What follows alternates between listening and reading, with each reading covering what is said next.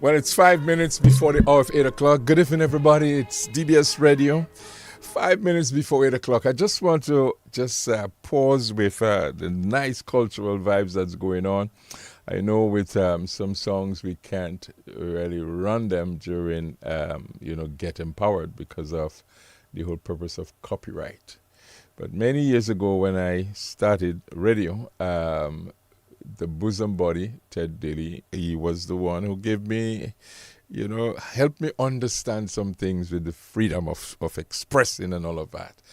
And he had this cool song that he started, and I just wanted to play that and just play it in his memory. It's a song from Luciano. It's a song I always like, Yeah, so let's run it.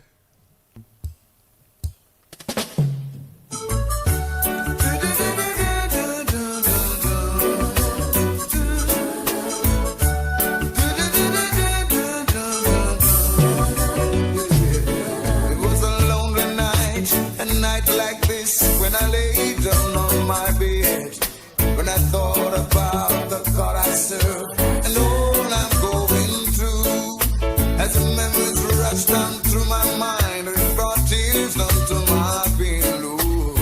Saying to myself, I must rise and go and testify, 'cause man was made to serve Jah.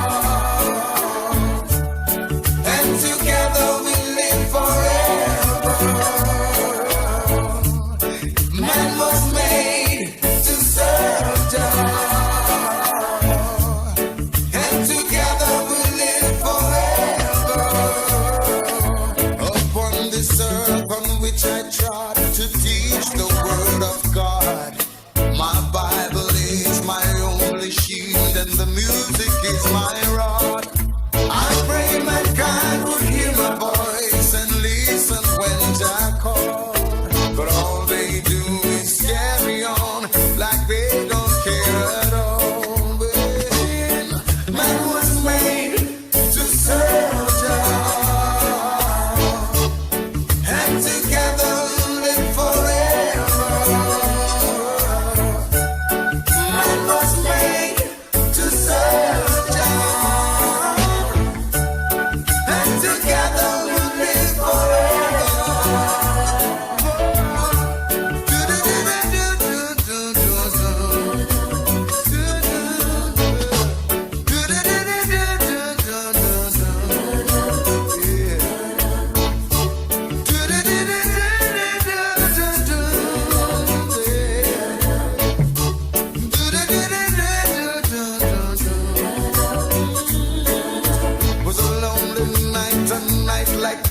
When I lay down on my bed, when I thought about the God I serve and all I'm going through, as the memories rush down through my mind, it brought tears down to my pillows. I said to myself that I must rise and go and speak your word, 'cause I know that man was made to serve God, and together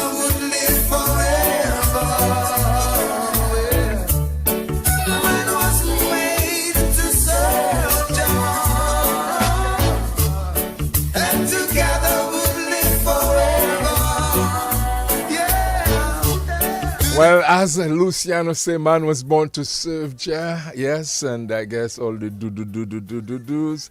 Yeah, it's right around 8 o'clock. Thank you so much. I just played this because the bosom buddy, he, God bless his memory, and we pray comfort for his family. He was one who helped me to relax when I'm in studio. He taught me, hey, just don't be tense, don't be tight. So I spent an afternoon with him many years ago, and he just helped me with understanding, just a way to relax, to have fun and make it happen. And I'm forever grateful. And so I'm sitting in the Stead Daily Studio, Studio 1, and kind of Get Empowered will be on in a bit. Let's roll with our theme song for Get Empowered in a while. Yeah,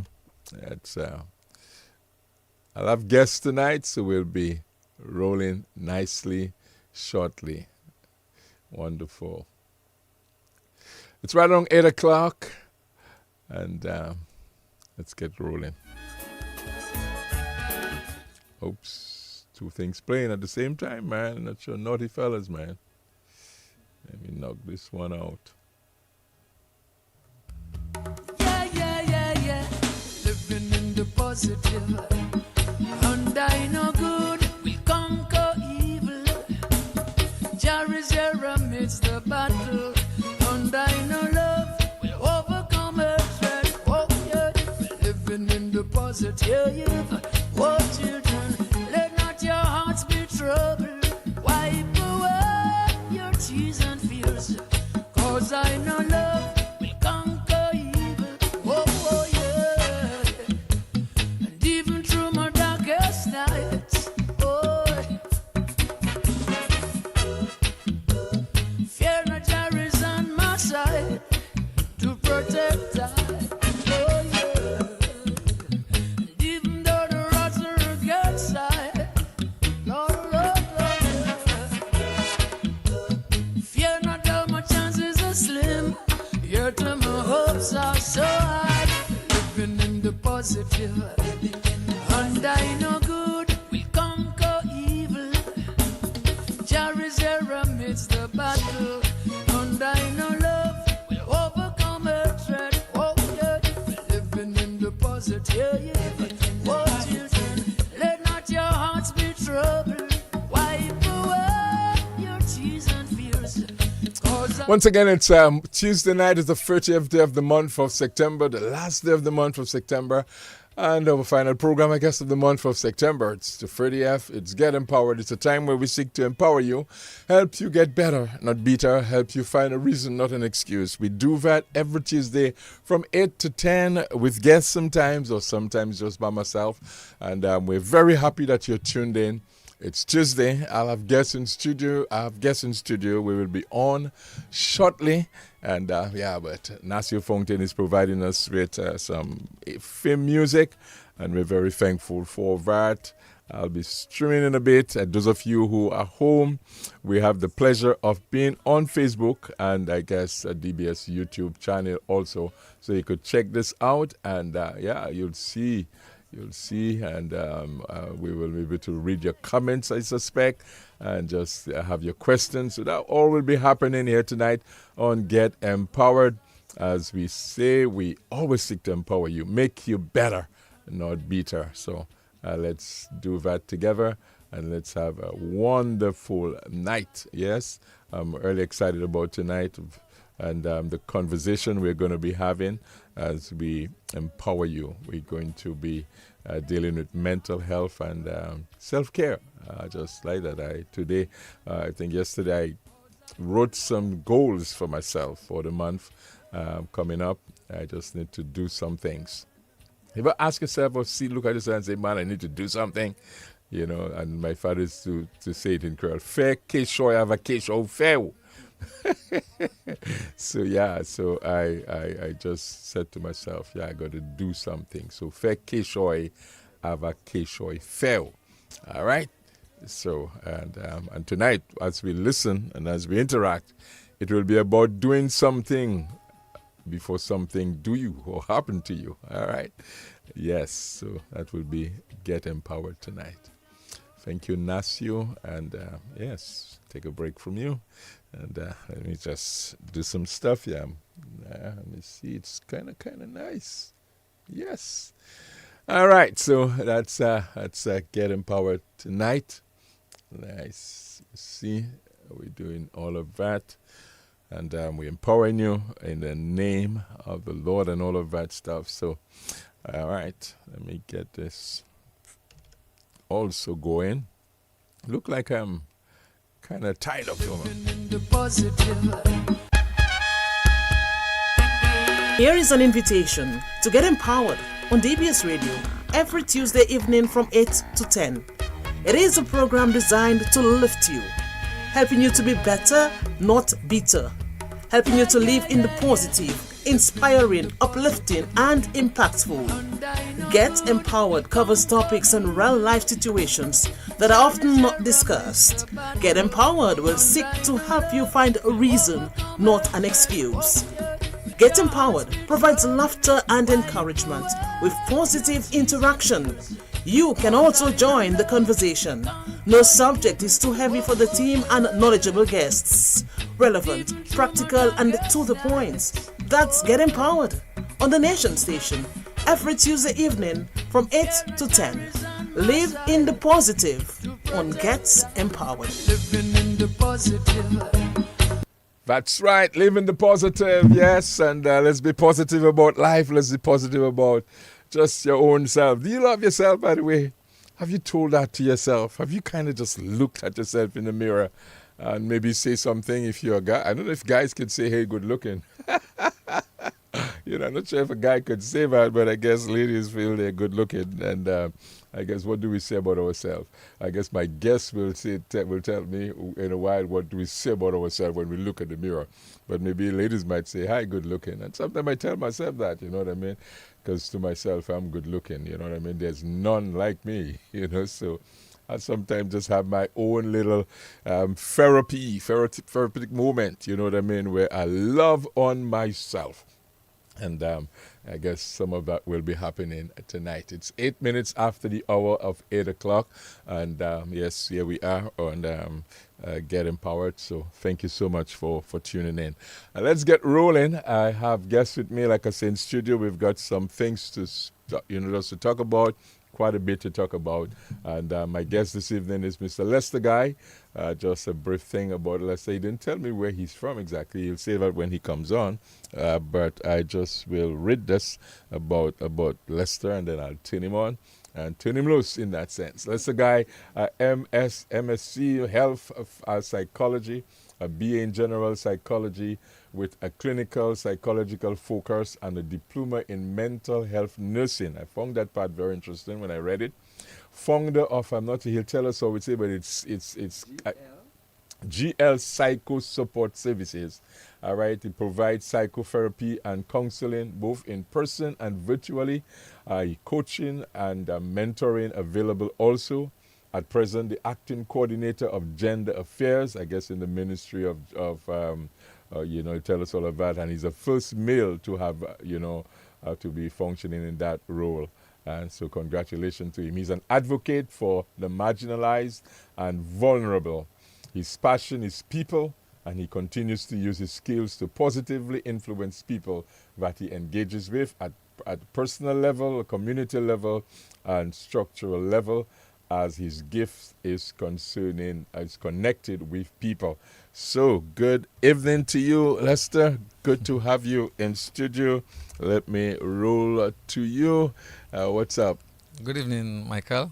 Pastor Yeah, Jean Jacques. Michael is cool. Michael is cool. When you're more comfortable way. Yeah, I mean, we're conversing. So, yeah, so Michael is good. I just, Michael is my name, from original. And when I switched to Michelle, after, just all the time I switched my name, kind of, there's a vibes about my name when I was going to get married.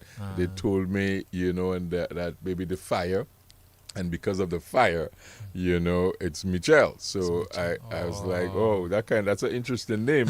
It's not on my baptismal. It's not nowhere. All my certificates at Michael, and I'm going to get married. You tell me it's Michelle. So I carried Michelle for a number of years, and so I'm on radio and I'm saying Michel Jacques, and my friends meet me on the street and they say, I know the voice, but I don't know that name, Michel. Who is Michel? So there was that kind of confusion. But anytime I move around and somebody say Michael, I know that person go way back. Okay. You know what I mean? Yeah. So when a couple of years ago on my birthday, I went back to Michael. I had a lawyer where, go through the deep pool vibes and made Michael, back my first name. Yes. And I just kept Mitchell as the middle name. As a middle name. Okay. Yeah. But I just like, Michael's song is good because Michael is a good name. It means really who is like God. Who is like or God. Like somebody say who is like Jah. It's an exaltation of the Lord every time you say Michael. So I have no problem with that. All right. Excellent. And I guess you're comfortable with what? Lester, Mr. Lester Guy. is good. Lester is pretty good for me, as I said. And you no big titles for me. You appear to be a down-to-earth man. Even so. in the simplicity of your bio, some person make it, really load it, and when they read it, and after they give it, and then you read it, and they come, and when they come to speak, they look in and they say something like, you ever hear them say, I'm listening to the bar and I'm wondering who is that person? And it always freaks me out when somebody, you're the one who wrote it for us to read it, and then they read it, and then they would go, I'm listening to all of this and I'm wondering who is this person. I'm not sure if it's a false sense of whatever. Let me not put any nail in it. I can appreciate that. But I when I read, and I read this, I said, man, this guy is really simple. His roots, he's down to earth. Love of people, love of just engaging with community, engaging with people. You know what I mean, and all of that stuff. And a pleasure to have you on Get Empowered, really. But I was asking, what part of the country you're from? So I'm from the beautiful village of Eggleston and Jordan. Oh, nice. Yeah. So you're exhaling on some people up there, On some people. Yeah, it's a wonderful. Good evening to all of you lovely people in that community. And I have some, one particular person who just listens to me. Brenda Coffey, the principal of the Jordan Primary School, and your mom. And her mom is a great fan of mine. That lady just loved me to the moon and back. And Brenda. So good evening, Brenda. I love the smile on your face. I could just see that smile. And to all of you that's smiling, good evening to you. I just want to acknowledge one person, two actually. One is a very, very, very first-time listener, and that's Frances Blah. She told me she'd never really listened to the program, but she'll be listening tonight in Warner. And all of my people up in Warner, I'm pastoring in Warner, so all of the folks in Warner Pentecostal Church, good evening to you. And Joyce Jones in Goodwill. Joyce, good evening to you. Thank you so much. You're so encouraging, and we will connect. So thank you. All right, so that's the shout-out for tonight. We will do more shout-out after 10 o'clock once we have our interaction with Mr. Guye. So you're from the lovely and scenic, beautiful community of Jordan, Eggleston, the twin community, and stuff like that, Yes. and things like that. The flowers and all of you into any of that? Horticulture, agriculture, what kind of culture you're in? Back when I was a bit younger, right now, my mom is the one who's, she has flower plants and flowers planted around the yard. Okay. So it's kind of really cool. All right. So she loves it, actually. Yeah, a couple, some time ago, there was an art exhibition that was happening, and I visited. That was the last time I visited. It's just always breathtaking, just going through that flower garden thing there. It's just, where they have the flower show and market fair. Right. It's just, it's just always. And my wife is a lover of plants and lover of flowers, so she is always looking to see what, when ladies, I don't have this one, how can I get this one? That kind of thing. They go through that kind of stuff, what I mean? My mom is into these flowers and stuff. And I'm really happy for her because at her age, I'm happy that there's something that she's passionate about still. Okay. Are you a mother's boy, a mama's boy? Yes and no. Yes I and will be honest with you. But she's listening. Is she listening? Yeah, she is probably listening because this morning I think you better be careful. as Ari mentioned my name and she came upstairs and like, you have something on DBS today, right? So chances are she's listening on. Okay. Yeah, but I am a mama's boy to an extent. You could give her a shouting if you want. Oh, definitely. She know I will. There's so many names I call her. So, so I'll say good night to my Zizi. Your Zizi. And she must be smiling. All right, good night. If I can. All right, your stepfather, go ahead. Yeah, well, they know me. So I'm upstairs and they're downstairs. All right. No kitchen, no salad. Upstairs, downstairs, kitchen, salad. So. All right, good evening to you, Zizi, if I can borrow that name. And, Mr. Zizi. All right, so good. So you're from there and stuff like that. And were you at Planned Parenthood at the same time? No, I was at the National HIV and AIDS Response Program, which is just around the same space. Right. So that's where I was for the past 8 years. And then I just hold on for one of my colleagues who had left to go to study at the Gender Affairs. But it was a really nice experience. It's added to my... Which was you're holding on as the coordinator for Gender Affairs. Yes. All right. So then you'll go back to the AIDS unit? Chances are, maybe. Or you might just be a PS or something. I Who don't know. knows? Well, I'm glad that you're sending those blessings for me, Pastor. I'll take it. Yeah, I'll take it. I spoke a word of a friend a couple years ago, and she is actually functioning in that position now. Wow, I'm so happy. And you know, and I just saw that in her coming up. You know what I mean? So yeah, be blessed, man, and blessings on Thank you. I'll take that. In that sense. So you have a master's in health psychology We have psychology. and a bachelor in general psychology with a clinical psychology focus, and you have a diploma in mental health nursing. That was the interesting part that got me. So you know, I said mental health nursing. So you're actually a nurse too. I'm also a nurse. A nurse. So most times that come up, I tell people, you know, people tell you can't be in love with two people. Yeah. Well, I'm in love with two things. Uh-huh. I love nursing, but I fell in love with psychology. Okay. So that has been my propelling passions, Okay. if I must say.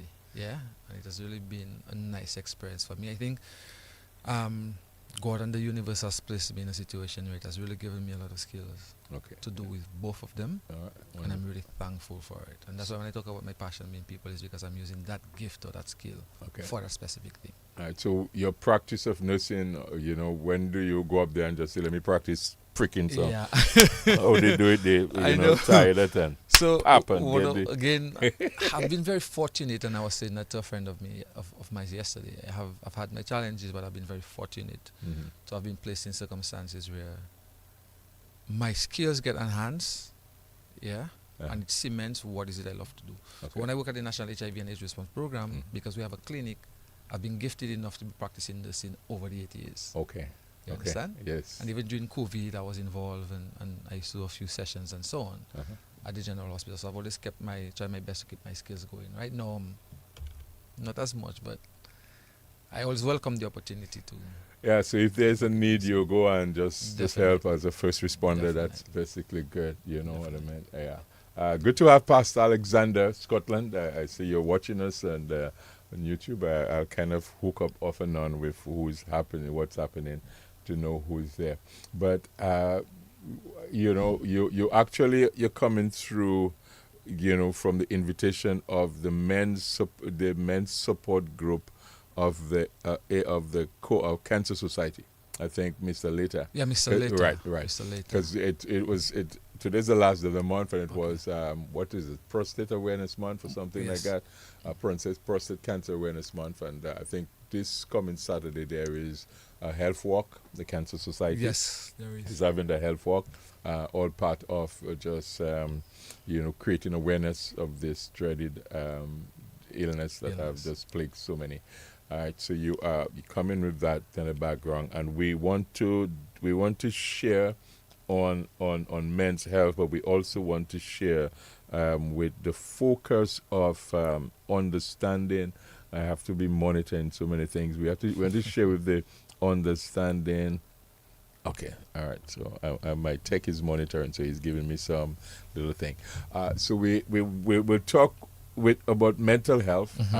Today on the news, I found, you know, I said I'm coming to speak. We're coming to speak about mental health, and the news today in Jamaica, 44%, you know, committed suicide already for the year. For the year Yeah, in Jamaica. in Jamaica. And I was listening to the news, and the greater number is, you know, there's men in there. And of late, we know here on our island that we've heard quite a, you know, number of men. I can't really say quite a number, but a few men have committed suicide. I think, was it this year or last year? And I remember one guy saying to me, "Man, Friday was with the man, my boy." He was just saying to me that one person who committed suicide, he said, "Friday was with the person, you know," and we were talking, and I was around him, and it didn't appear that there was anything Nothing going and on. then Sunday, you know, that kind of stuff. So we will get into that let's as we roll. But as we begin, can I ask you, you know, at the beginning, to give us a working and practical definition of maybe mental health. If it's in your notes, fine. If it, yeah, but just because we hear so much about mental health. Is it a sane mind?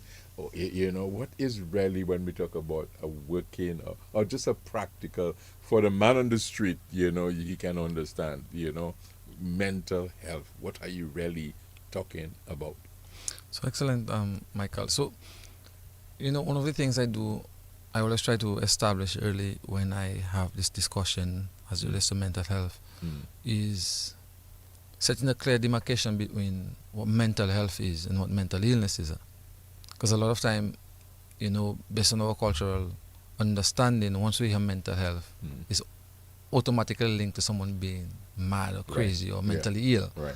And that is really far from the truth. Yeah. Mental illnesses are illnesses, but mental health is a state of being where one person can realize his or her own potential and be able to contribute actively, industrially, with society and fulfilling their mandate. That's basically it. Okay. As you said, you want it to be as simple, so I'm not using the medical terms. Right. Yeah? Right. Is to realize your own abilities, coping with life, being able to deal with the normal stresses of life, being productive, being fruitful, and contributing to their society. That's mental health. All right. Basic as it can get. Just having it all together. Just having it all together. Okay. Because we have to appreciate that when we are going through our daily lives, there are things that are going to become a little overwhelming for us at any given time. Right. And the whole aspect of mental health is being at a stage or at a level of understanding or emotional and psychological and mental balance enough to deal with those things without it affecting you negatively. Okay. That's basically what it is. All right, so for me, I like to use myself because one of the things I tell people, in our culture, really, in Dominica, we're very private. A lot of people are very private, very secretive, maybe not very open about their struggle. And I think sometimes the best way to pick somebody up is to let them know, look, I've walked that road. I have been there. I've handled that. I've had to deal with that. We have the idea of pushing a perfectionist kind of image. I'm all together all the time. I could tell you this: I'm a pastor, I'm a preacher, I'm a Christian, but I'm not all together all the time. Okay. There are just sometimes I have to talk to somebody. There are just sometimes I have to pull myself away and get some me time. Yes. Listen to something to build me, to lift me. Even the psalmist David said at some point, why are you disquieted my soul? Because he was down. And he said, hope thou in God. So he was trying to lift himself up. So once you deal, relationships might be a great area that causes stress, yes. And that could impact on our mental health. Yes, it can. And I remember it's a joke on me. So if you laugh or if people laugh, that's fine. But it's a joke on me. I was studying in Dallas, and I had a break up in a relationship. And that's no kidding me. I think I walked. If I could maybe equate a distance, I think my walk was maybe from Roseau, and when I reached as maybe far as Salisbury, I stopped and tell myself, you cannot do that. You cannot. I just had to, because I was so down that I stopped and said to myself, look, you cannot be mad in the people country. Okay. I think at that point, if you're saying to me mental health, a state of well-being in which the individual realizes his or her own abilities, he can cope with the normal stresses of life, I am happy we're not saying, because there's good stress in that sense, but you're saying we can cope with the stresses of life and can work productively and fruitfully, and is able to make a contribution to his or her community. Right. That is, in some ways, your thing. Sunday, I started my sermon, and not to dominate the conversation. No, it's okay. But Sunday, I started my sermon, and I started it because I'm a realist. I'm a realist. Christians, I tell Christians, everything a non-Christian would go through, you will go through it. It's just that because we can call, some people want to say higher power, but I just choose to address him as God, our Father, the Creator. You could call on him and you have him, and he gives you an added strength to go through that. But we are not without the stresses, we're not without, so I started my thing on PowerPoint, and the first word was just life. Life. And I share people that life happens. And man, you go through so many things with life. And I think when you speak about mental health and you're talking to us here, you're saying have it together. Have it together. Yes. And there's no guarantee that you're going to have it together all the time, as you said. Yeah. Yeah. And one of the key words in this is realizing your own ability. If you don't have that ability, then it should propel you to find someone who can help you to develop that. And the same thing that you're saying, even the Bible, to an extent, is saying, David is saying, let my soul be quiet for a little while. Yes. You understand? Yes. So it means that there are points where even in commune with God, it may not give you all of the peace that you require because you need the voice of another human being. And that's why God made us in his likeness, if you look at it. Yeah? Yeah. In terms of you understanding that, yes, you can pray to God and you get the serenity in the fact that you're going to get a response from him or he's going to take care of you, but there's nothing wrong from your brother or your sister or your wife or a friend who says it's going to be all right. Right. Because you may not hear the voice of God in all of the noises around us. You understand? But you could hear him for somebody. But you could hear him for somebody. Right, and again, you're so correct in terms that we also become instruments of the message that he wants to pass. And that's why you're probably a pastor in any case. Yeah. So we have to look at it like that. And I tell people all the time, acknowledging when you need help or if you don't have the coping mechanisms is one of the first steps of getting to where you want to get to. Because when you tell me somebody has spoken to someone, and I have had the experience with clients where when I heard that the person had done something, maybe attempted suicide, or my first thing is, why didn't the person call me? Okay. Because the last time you may have had an interaction with them, they may have told you, okay, I'm doing a lot better. But there may be something that was so overwhelming for them during that time that you're away from them that they realize or they think they cannot deal with it. So also think, wow, what is it I didn't do? Or I should have done more. Yeah.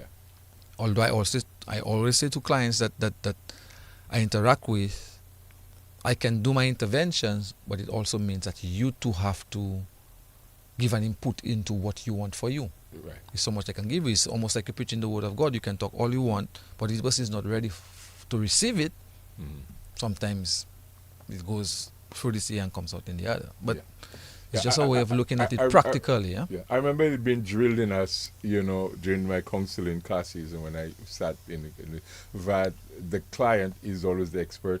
That person is the expert. To an extent. And if you fail to say to the person that's working with you what your problem is, they can't help you. They can't, and here's where the honesty comes. Right. So you remind your clients that my interventions can be as effective as how honest you are to me. Precisely. You understand? Right. So that's very important. And we find though with the when we talk about, because there are reasons we are told that we could break confidentiality for some reason, within an intervention or counseling session, and part of it is if someone comes to me, I'm wrong, and you say, I want to tell you something, but I want to keep it, but I plan on killing myself, right? For example, you cannot, as a friend, just say, for real, boy, don't do that.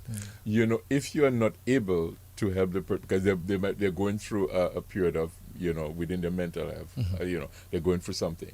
You have to now say, no, we can't, you got to get help. I have to find help for you. You have to find help.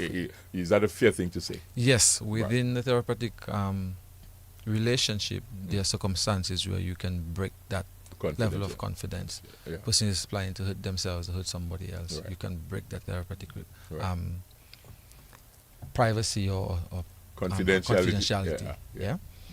So that is important. Now, before you move on to the next point, having heard your explanation, what would cause, and I'm not sure if I jump in the gun here, but what would cause someone who seemed to have it all together to all of a sudden you get the news that they have fallen apart, or they have committed suicide, or they are in a state of depression, but they appear to have just what you say in the definition?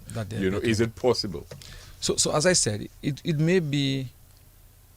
Let's probably make it more practical. Someone at your church, Okay.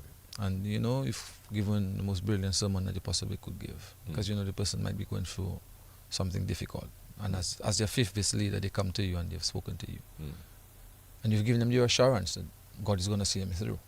Right. But they get back to their home, and everything comes crashing back. You're not with them. You're probably having lunch with your family, or praying, or doing whatever you're doing, occupied with. And it becomes overwhelming for them. It could be anything that propels it,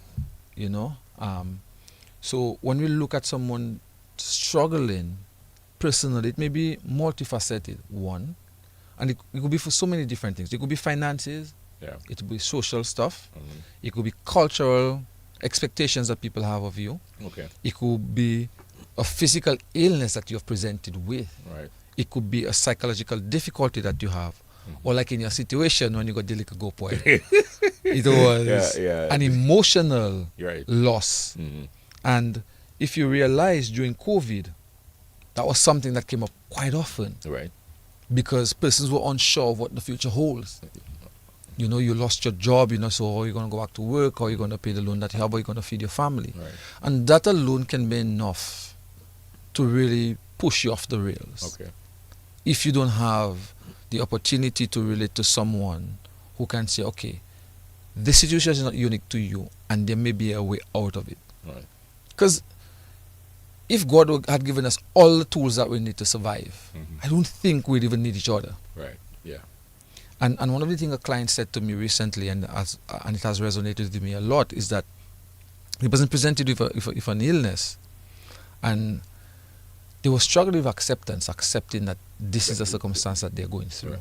Okay. Yeah. And the person said to me, they went to the spiritual leader, and the spiritual leader said to them, until we have left this earth and we're in heaven, where there's no more pain, no more suffering, no more ailment, you have to accept the fact that you're a human being and you can get ill. Did you miss it? I'm listening. Yeah. Yeah. Because as long as we're still on this earth, and there are illnesses, right, you are vulnerable enough to get one. Right. When we go to heaven, no more pain, no more sorrow, as the good book says. Right. Yes. But once we are here on earth, the difficulty in accepting that you're so in, you're spiritual, you're Christian, you're faithful, and you still can. Yeah, you still can present with something. Right. Some people of the opinion that because I'm a Christian, I shouldn't. And get that's in. what I was saying to us when I speak to my people. I'm like, we are we're on the earth, and everything that is possible that a human being can experience.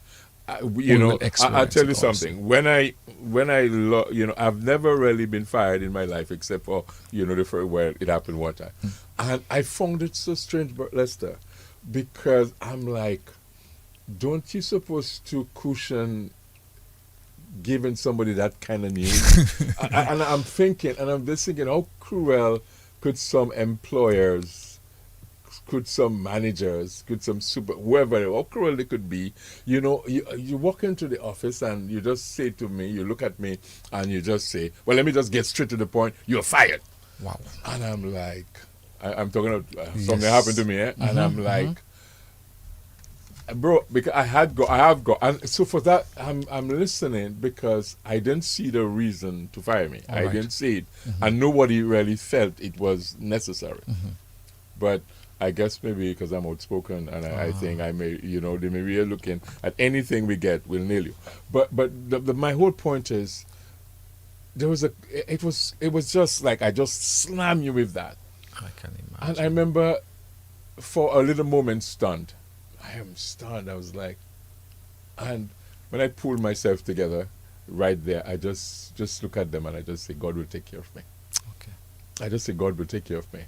But I remember walking away and going to the gardens and the botanical garden, and I called my wife, and I called a friend, and say, look, this, that happened, and then I also got a scripture, that in Philippians 4 verse 7 that talks about the peace of God. I got that, and it held me together. But I was thinking, when you bought it, how, because we've heard people who walked away and bow. Right. We have heard people who walked away and the next train or the next vehicle, bam, and and I guess we have employers listening to us. We have people in that position listening to us. As much as someone, when AIDS was a big thing, you would have had to give the person a certain level of counsel before breaking the news. I just feel within the human resource stuff within them, that you should be able to understand that person has a soul. That person, you could give that person that news that could devastate them so much.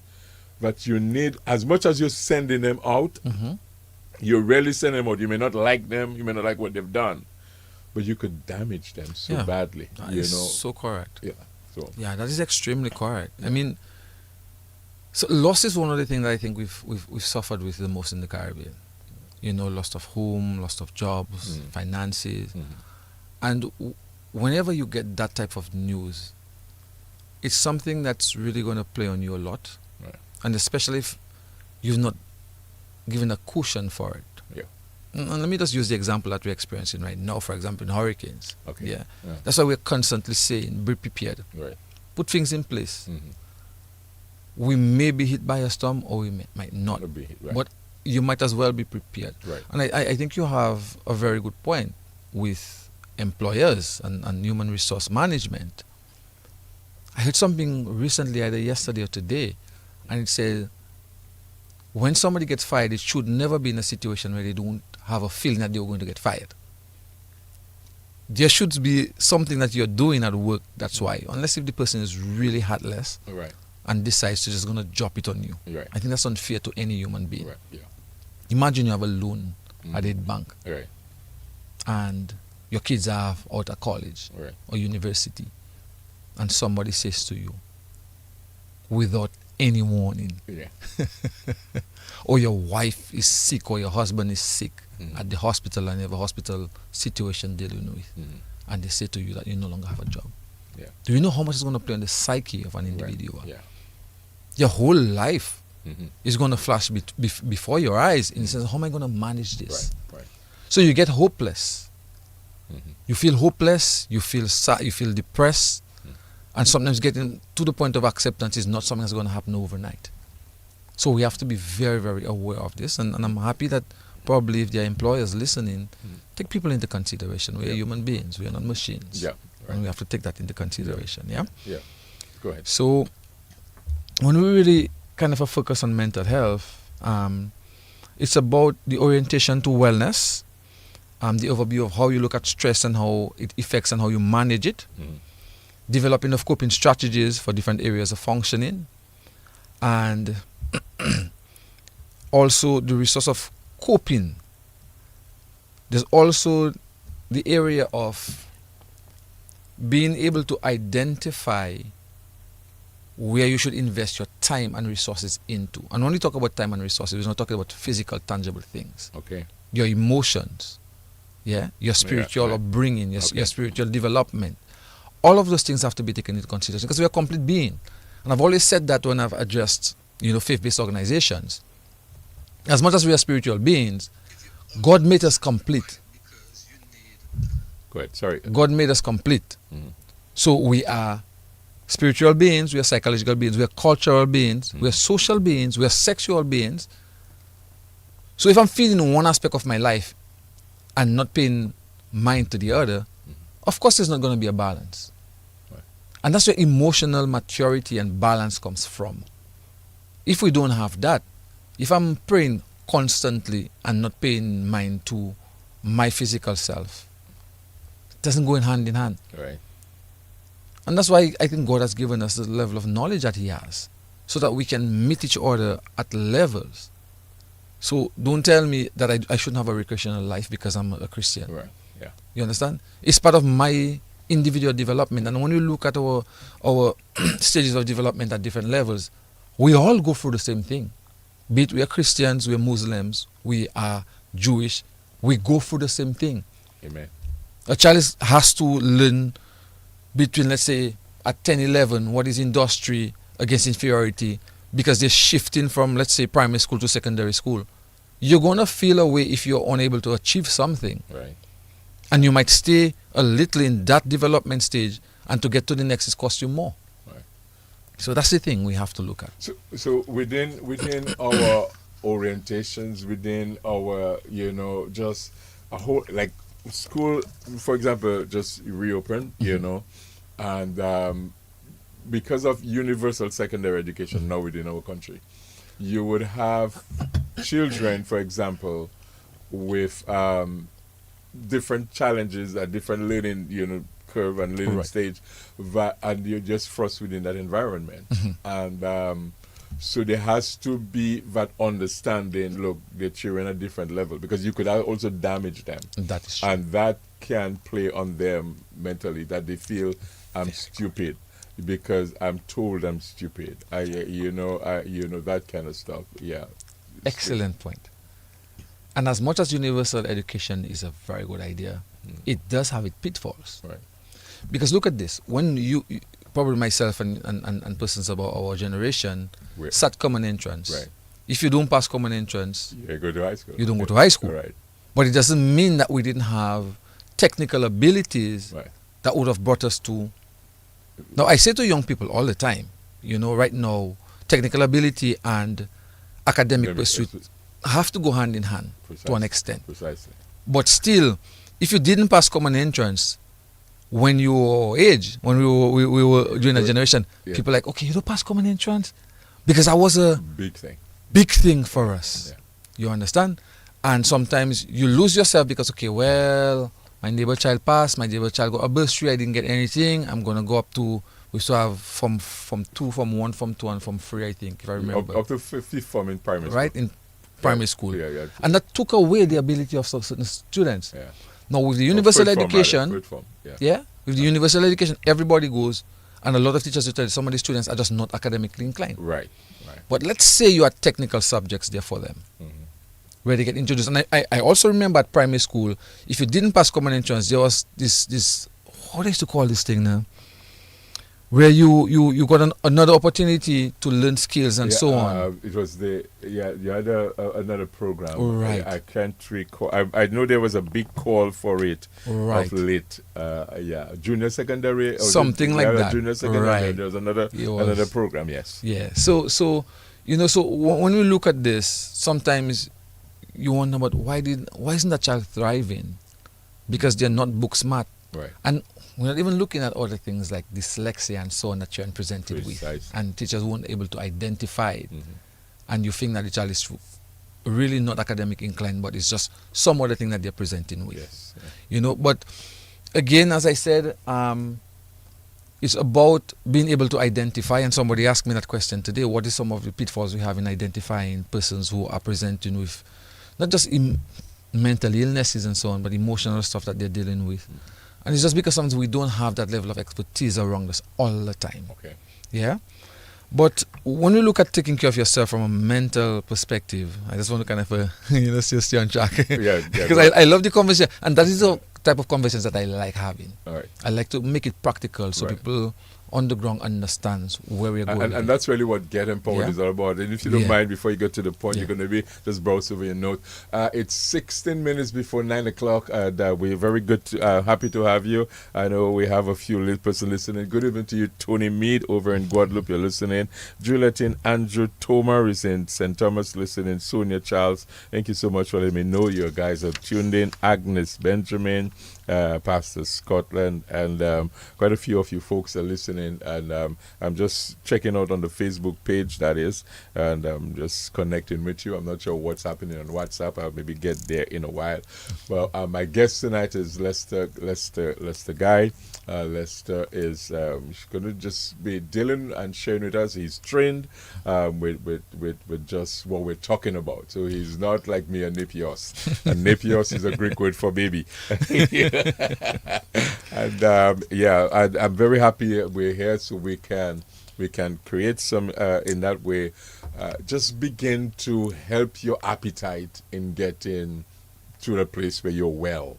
So if you have a question, the lines will be open 448-3281, 448-3281, 448-3279, or 1-800-327. If you're out of Dominica, it's 305-432-9744. Or you could drop me your question. You could drop it on WhatsApp. You could drop it on Facebook, and we will read your question and seek to help you with answers tonight. It's your program. It's all about we empowering each other.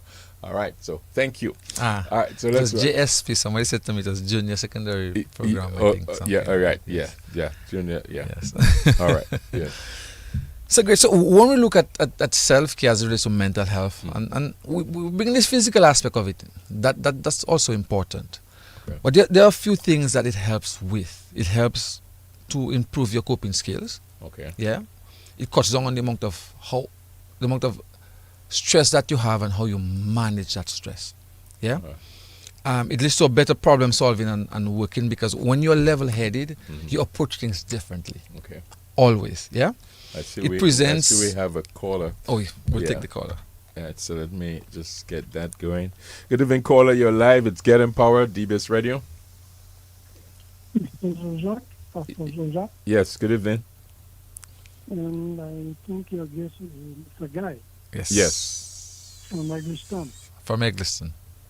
Okay, all right. That is okay. I have a question, and I want to get empowered. You called the right time. Go ahead. Go ahead with your question. Good. 2 Sundays are back. And your topic tonight is with mental health. Right, yes. 2 Sundays are back. I was coming from a service at the cathedral. And I'm walking towards my home. I passed through Great George Street. Now, just in the vicinity of Jolly's Pharmacy on Great George Street, I was approached. I wouldn't say attacked. I was approached by a mentally deranged guy. He approached me. I stood up. Give me $5.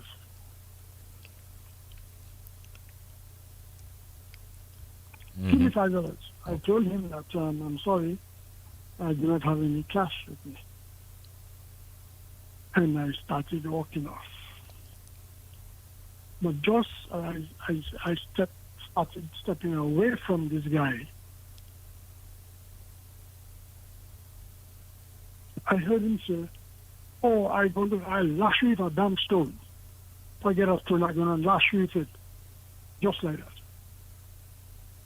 Now, I stood up because I'm saying it now, mentally deranged or mentally, I don't know what.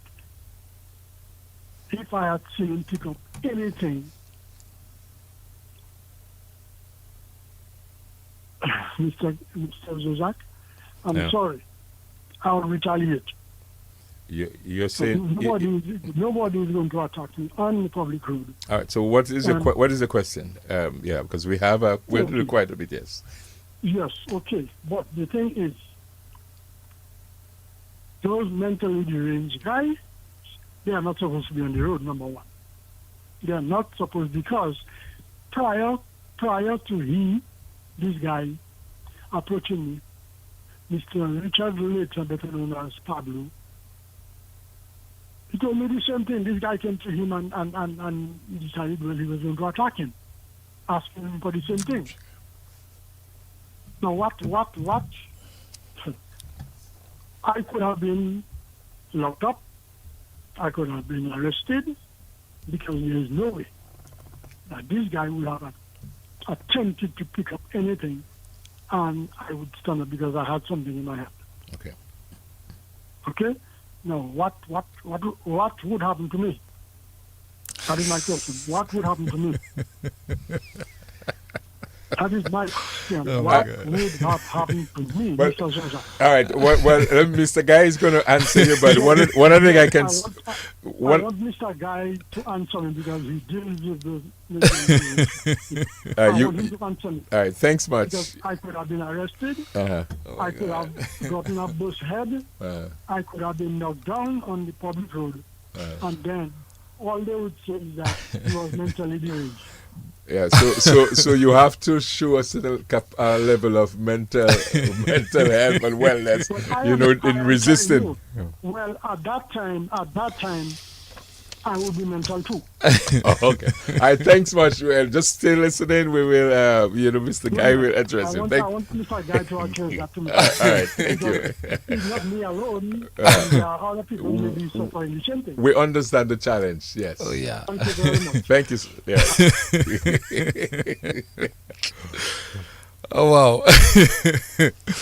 So let me establish something that is quite common with human being. So in any circumstance that we find ourselves, there is a physiological response.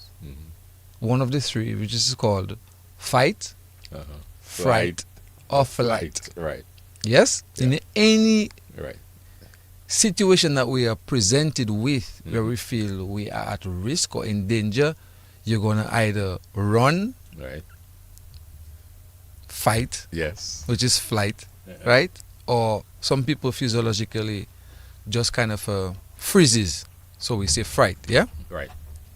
Now it's normal that in any circumstance, that's what your response is going to be like. But bear in mind though, a lot of times, if you look at it closely, persons who are mentally ill don't just get physically violent, aggressive, just like that. It's probably because they're not on medication, or they've been provoked and so on, or because they have something that's against you. There's this delusional aspect of it. So I can't tell somebody how they're going to respond. I cannot tell anybody how they should respond if they feel attacked by somebody who's mentally ill. I can't tell you what to do Yeah. because that's your circumstance. It may be you would have provoked the person, and then we also have to take into consideration that some of the persons that we're seeing on the road who we assume are mentally ill are drug addicts, which is still different. Yeah? So I really cannot give you a black and white response to that.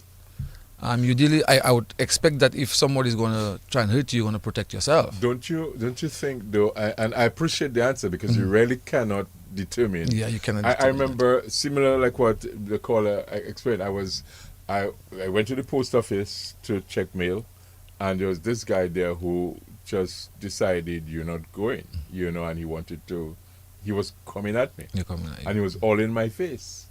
And let's say no kidding. I look at the guy, and I'm thinking, boy, I could just knock Mr. out here because I know I'm stronger than him for Okay. sure. I mean, I was much younger and I had strength. I mean, I could do certain things. And I looked at him, and I just said, I was a pastor. I said, well, can you imagine?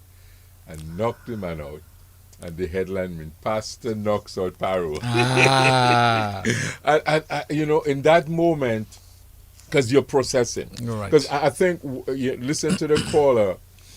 He heard the guy, right. but you at some moment you process, and that's basically that speaks to your own emotional state. Yes. And I think we have to bring ourselves always. You think stuff where I am at a place emotionally where I could be safe if I have to. Exactly. So I kind of looked at it and I said, man, I can't do this. Walking away is the best It's option. the best option. But then you emotionally, you were there, and I'm saying, listening to the caller, he said he told the guy he don't have, Right. and he was walking away, but he heard the guy say, Yes. you know what I mean? You would now decide, okay, I'm not going to deal with that. Okay. I'm going to, Yeah. you know, whatever he's going to do, I'm going to keep my eye on him. All right? Mm-hmm. I'm going to keep my eye on him as my defense.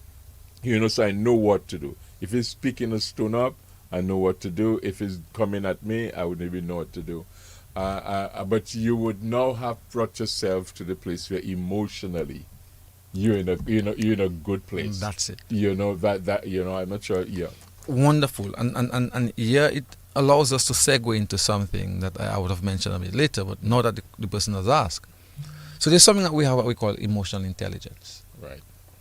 which is really a 5-part explanation.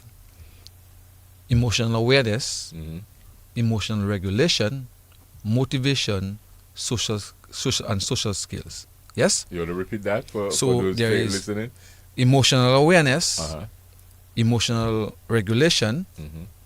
motivation, social skills. Okay. And I think I'm missing one. Empathy. Okay. I Yeah. think Right. that's it, right? Yes. So in the circumstance that he found himself, where he's already walking away, most likely somebody says to you, "Wow, does he hit you with a stone as you say? Can he foot you a cool wash?" Right. The most logical thing you're gonna do is turn back. Yes. And if by the time you turn back you realize the person doesn't even have anything in their hand, chances are you just probably just continue walking away. Right. And that's the thing about emotional awareness and emotional regulation. Okay. One is being able to identify the situation you're in, Mm-hmm. and the other one is how do I act in the situation. Okay. That's the difference between them. Right. Yes? So you're aware, okay, you really made this statement. Yeah, I may feel a bit frightened, but I'm turning back and I'm saying, the guy doesn't even have something in his hand. Yeah. Let me just continue with my life. Okay. Because chances are, for example, the caller would not have said, okay, because you said you're going to hit me for stone, I'm going to leave where I am, And come back to you right. and tell, okay, what you going to do right, about it? Right. Right. You understand? Yes. So the awareness, by the time you get the awareness, you're going to regulate or you're going to respond. Is it something you could train yourself to Yes. Yes. Yeah. You can train yourself to do. Okay. And I have been fortunate enough to be able to do something like that Yeah, all right. throughout my lifetime. Right. So because I do a lot of counseling, I know a lot of stuff. People are saying things to you and people are confessing stuff to you, and you're walking on the street and I'm seeing Michael and I'm saying, okay, Michael is supposedly a role model. I'm saying, put it in quotation. Mm-hmm. But I know my emotional regulation is not to treat you like I know that. Right. Because you doesn't know I know. Right. You understand? I'm a healthcare provider that you may come in front of me at any given time. Yes. And I have to keep myself in check. Right. As much as I'm saying, boy, if I had my way, what I would have done to you for what you've done to some young man or some young woman or whatever, but my emotional regulation teaches me from a professional point of view, this is not how I have to. Right. Because tomorrow, it may be that you recognize you're wrong and you come to me for help, Right. and I would not have developed a level of animosity towards you, which would make me very unobjective, if that's even a word. Not objective in dealing with you. Because a lot of times, one of the things that we've been talking a lot right now, especially from a gender perspective, is there are the person's victims, but the perpetrators also need help. Right. Right. Yeah. You understand? Yes. So if we focus only on the victims, the perpetrators can never get the help. So, And we have a nice way of saying it. Hurt people. all right, And I've then been hearing that very often. we don't sometimes seek to try to get to the one that's hurt, that's hurting. We seem to always want to believe that the one that is that is hurt, is always the one needing help, and the hurter, if there's such a word, where just put them somewhere, send them somewhere, do something with them, that kind of thing. That's the Yeah, thing. yeah. But at the end of the day, this cycle will still continue if they don't get the help. Right. So let's go back to the fact of emotional intelligence as we're there, and things like that. Would you say again our orientation, our upbringing, our background, that our maybe training, how we have trained ourselves to respond, to react, can create such a pattern that we never get it right? Or do we, how do you go about training in that sense? So let me before I answer that question, let me give you just an example, and probably I learn, by dealing with persons. So someone comes to me because they're having aggression issues. But the person is a hustler. Okay. And you understand what I mean when the person is a hustler, on the street hustling. Yes. Yet the aggression that is required on the street to survive gets spills over into the home. But the person doesn't want to hurt the family. They want to treat their daughter and their son and their significant other with as much respect as they possibly can. Right. But remember, out on the street, on the ocean, you have to be aggressive. How do you get a balance in that? That doesn't come overnight. That comes with a constant awareness of, out there, I need to survive, but in here, I need to be a protector. Right. You understand? So we work through this. We work through it, and the person had to develop how to be a survivor out there, stand up when I have to, but when I'm with my girlfriend and my child and my significant other or my mom, that I need to keep myself in check. So what do I do? Walk away. If I know I'm not in the right frame of mind, and mind, take the space, like you sometimes even do as a pastor. You just need a little time to breathe out. Yeah. And probably in our families in the Caribbean sometimes, or women at us, you should. Sometimes we need to step away if we realize that it's become a little aggravating for us. Time out. Yes. You see? Yes. So that's where the emotional regulation comes from. Okay. To being aware of the circumstance and who is in front of you. Because I've always said to people, we may act a specific way in specific places, but when we in work, we keep ourselves in check, don't we? Right. And it's when we're home we feel ill-disciplined or whatever. Exactly. But then, in light of what you're saying, the hustler on the street, he comes home. One of the, I think, I can't recall where I learned this, but I practice it, and I've heard people practice it, that when you're getting home, if you're driving, you pause in your vehicle for a moment, and you sort of like debrief with yourself the events of work, the events on the streets, and then you almost get in the frame of mind. All right, I'm going to step now upstairs. I'm going to step into the house. I'm not sure what I'm going to meet, but I'm going to put myself in the frame of mind where whatever confronts me in my safe space, I am not going to carry the hustle mentality into that safe space. Exactly. And you've used the correct word, debriefing. Yeah. And that's why it's something that has been encouraged as it relates to mental health for first responders. Yeah. Debriefing. Right. So that what you have seen, a fire officer have seen, a police officer have seen, a nurse have seen in a traumatic experience, that you get a bit of debriefing, that you don't carry that into your safe spaces. Right. And it's the same thing. And that is something I had to teach the person to do. Bro, you're on the streets, survive. Yeah. But give yourself a chance when you're heading home. Right. That you're not gonna, that anger, disappointment, you're not gonna express that on your family members. Right. Yeah. But I will tell you that I'll be completely honest with you. The same thing I say to most of my clients. Those things are not gonna happen overnight. Yeah. And I remember I had a personal experience like that once when I went to study the first time. I am all by myself in a foreign country and I'm attacked, and I have to find a way to survive. Because if not, it may be life-threatening for me. Yes, so you have to be able to and I talk about it a lot right now. I'm introducing it a lot, that emotional intelligence, because I realize it's something that a lot of times we need to be reminded of. Right. Yeah. And you can also give yourself cues of why you need to be reminded of. Yeah. And I had that example where I was working somewhere, and every time I get into discussion with employees, because I was a supervisor, it became a push and pull. Okay. What do you think I did? I got something to put up on the wall directly in my eyesight that says something about discussion and something about arguments. So whenever I realize that I am really having a heavy discussion, it's becoming an argument, it's directly in front of me. Oh, okay. All right. So I learned to regulate my response. Okay. And it worked. Yeah. I didn't say it worked all the time, but it worked for me. So you can do things that makes it more tangible and attainable. And the thing about it is, Lester, life is going to keep throwing that at you until you almost like learn the lesson, Yes. It's just going to keep I'm not sure. I don't want to blame. I'm not a devil blamer for everything, because I believe we can train ourselves. We can Yes. develop stuff in ourselves that has nothing to do with the devil. Oh, It has yes. nothing. It's just the way, So some people, I don't believe you could just go and, the devil make you do it. So you mean he use your hand, he take your hand, he get, no. There's some things. Even God, when Cain and Abel had their little twaka, God said, they didn't really a twaka, but one was just grudging the other. God said to him, you can rule over that.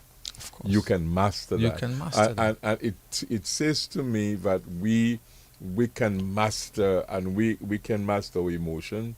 We can so control ourselves that we don't behave in a way that's harmful. So I hope that little discussion, help our caller.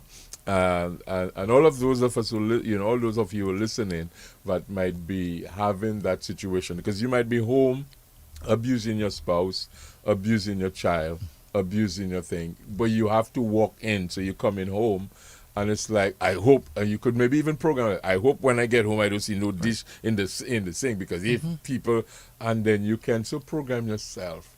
Rather than come and say, and then people say, but every day talking to them, every day talking to them about it. So, could you? Wonderful. So here's an example. So teenagers are teenagers. Yeah. And I've had the fight with my teenager. Yes? Yeah. On numerous occasions. What I've tried to do is, okay, because I know you're home, and I know I've had the roughest day. I can tell you, I'm on my way home. Please make sure that the dishes are washed. All right. Because when I enter the house, if it's there, it's going to make you annoyed because you're a human being. Yeah.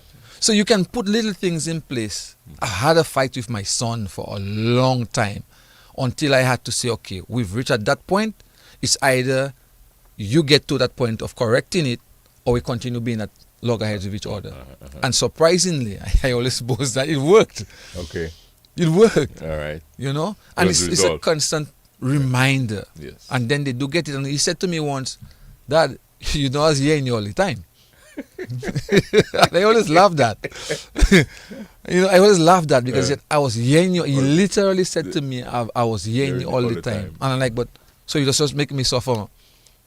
But at least eventually you go through. They push you, they test you. They They test you. And children are always going to push your boundaries. Yeah. And you don't want to get triggered by stuff that you shouldn't be getting triggered by, and your emotional response to it is so strong that you at times you end up saying things, expressing yourself in ways that you really would have not liked to.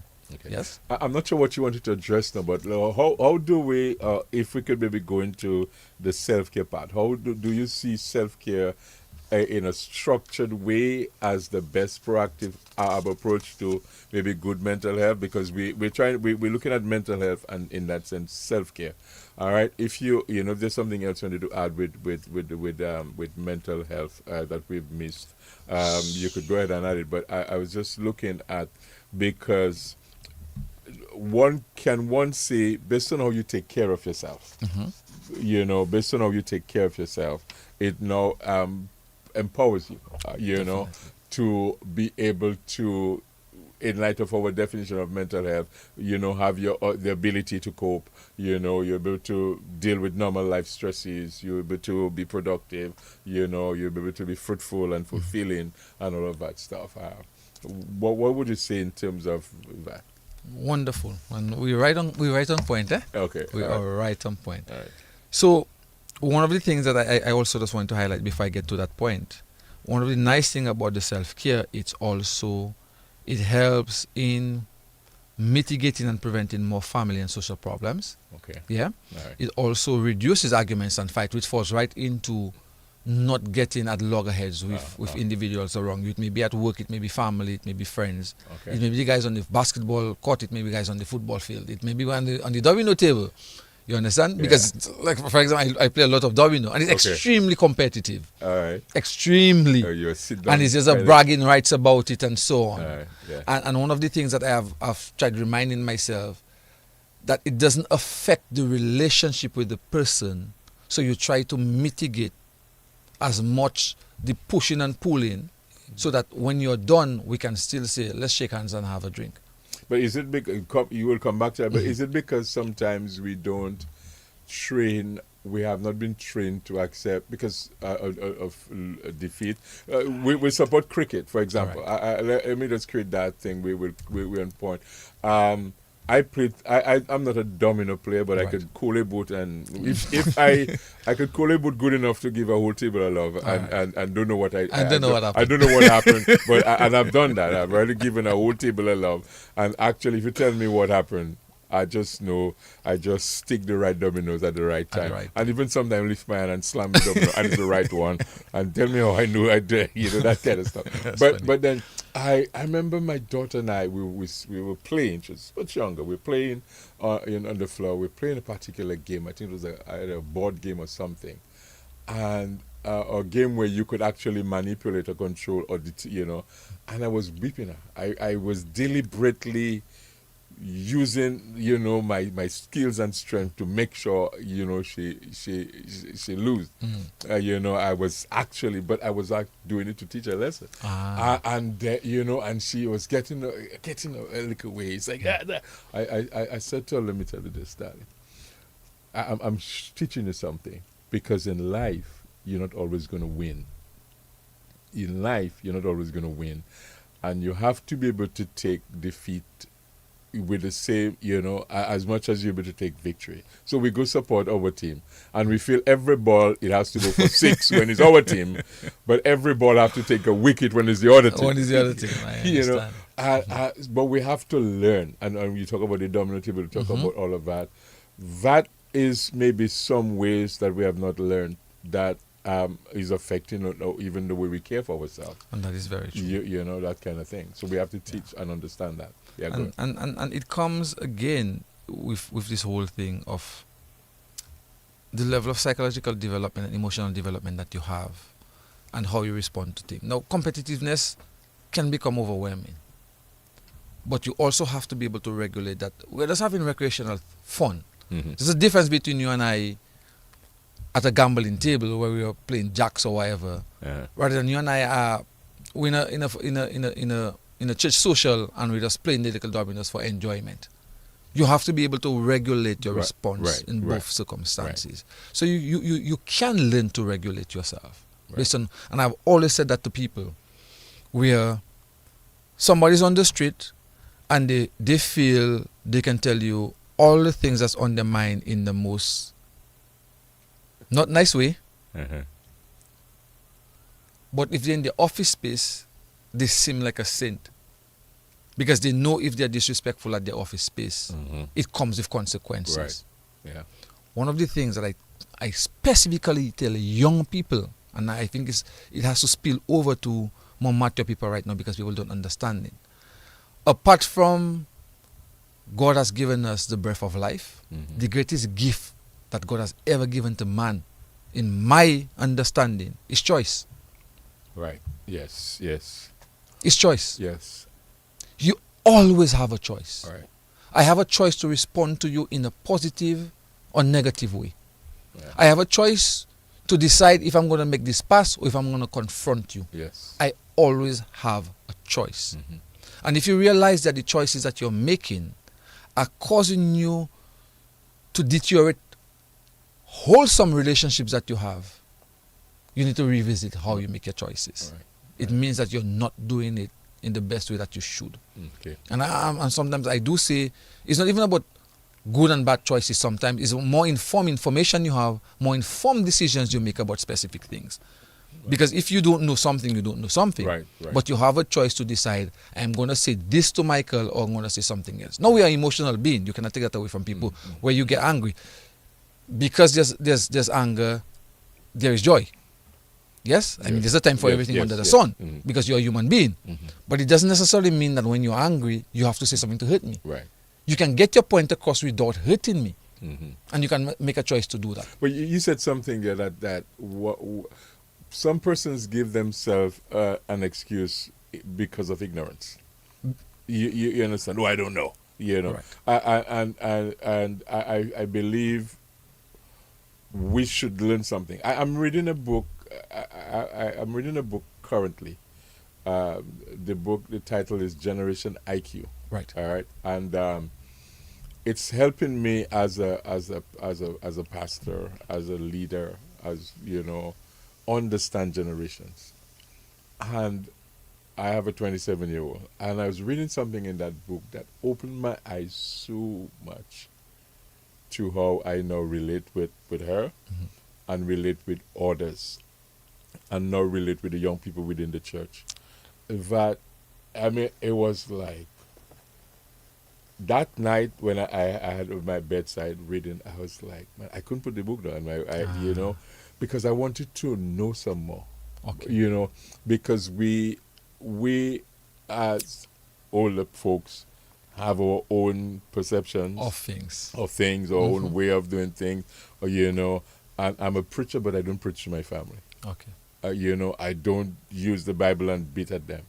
The environment has to be loving, supportive, and stuff like that. They hear me preach when in church, but when I'm home, it's a role of support. Right. It's a role of encouragement. It's a role of affirming. It's that kind of role, and some persons carry some things about mother, like when my daughter was a young person or a child, in that sense, you feel dominant as a parent, and then you now have a young adult, an emerging, and the rule has to be so different, because sometimes you want to say, all right, come home at 9 o'clock, Yep. and then you realize you really cannot necessarily say come home at 9 o'clock. You know what I mean? Yeah. So and that, if you're not at the place, and we go back to self-care, we go back to being at a place where you are good emotionally. Right. It is so crucial, Esther, that we bring ourselves to the place where emotionally we are okay. We are okay. Because that spill over. It does spill over. And that's the thing about psychological well-being. Okay. You have the level of autonomy that you need to have to be able to, and as you say about your young daughter, daughter who's 27 right now, which is the same with my 21-year-old son, where I realize, let's have a conversation, let me understand where you are. Right. So the level of autonomy that I'm going to give you, I'm comfortable with it. Right. Yes? Yes. And it goes for everyone. Where you have to have a little of autonomy. I have a client that I had a conversation with today, and her life has been defined by relationships. Okay. And we are working on defining who you actually are. As an individual. And funny enough, Michael, it wasn't even about defined by relationships as it relates to boyfriends and partners. It was something from way back when she was a child, Right. with a relationship with a grandparent. Right. Okay. And is also defined by her relationship with her children. So she measures herself on those relationships. Okay. And I'm telling her, you need to step away from that and define yourself by who you are, who you want to become, Because if you define yourself by relationships, there's always going to be a lack of fulfillment at some point. How do you assist someone now in defining themselves? Right. So let me give you a little example, and I guess the client is not somebody who's probably listening, because I do virtual sessions and so on.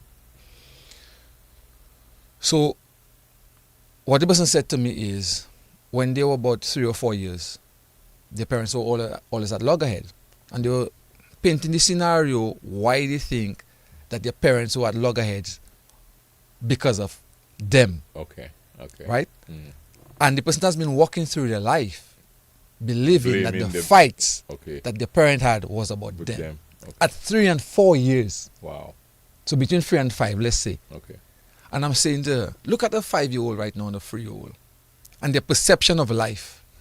Do you really think that all the fights that your parents had was really about you, when it wasn't a major issue with the child, not that the child had a problem. The child just thought that the parents were struggling and splitting of who that specific child should stay with, because they had 5 children and they were separating. Okay. And there was supposedly the attractive child in the family.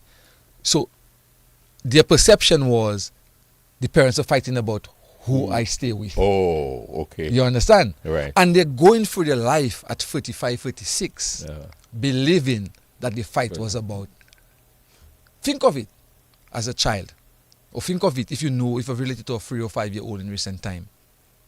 Do you really think that you would be the main reason your parents have been fighting? Who had 5 of you all, and you were probably the one before the last child? It's not about you. But the perception that stuck with the person was the fight was about them. Okay. Between 3 and 5 year old.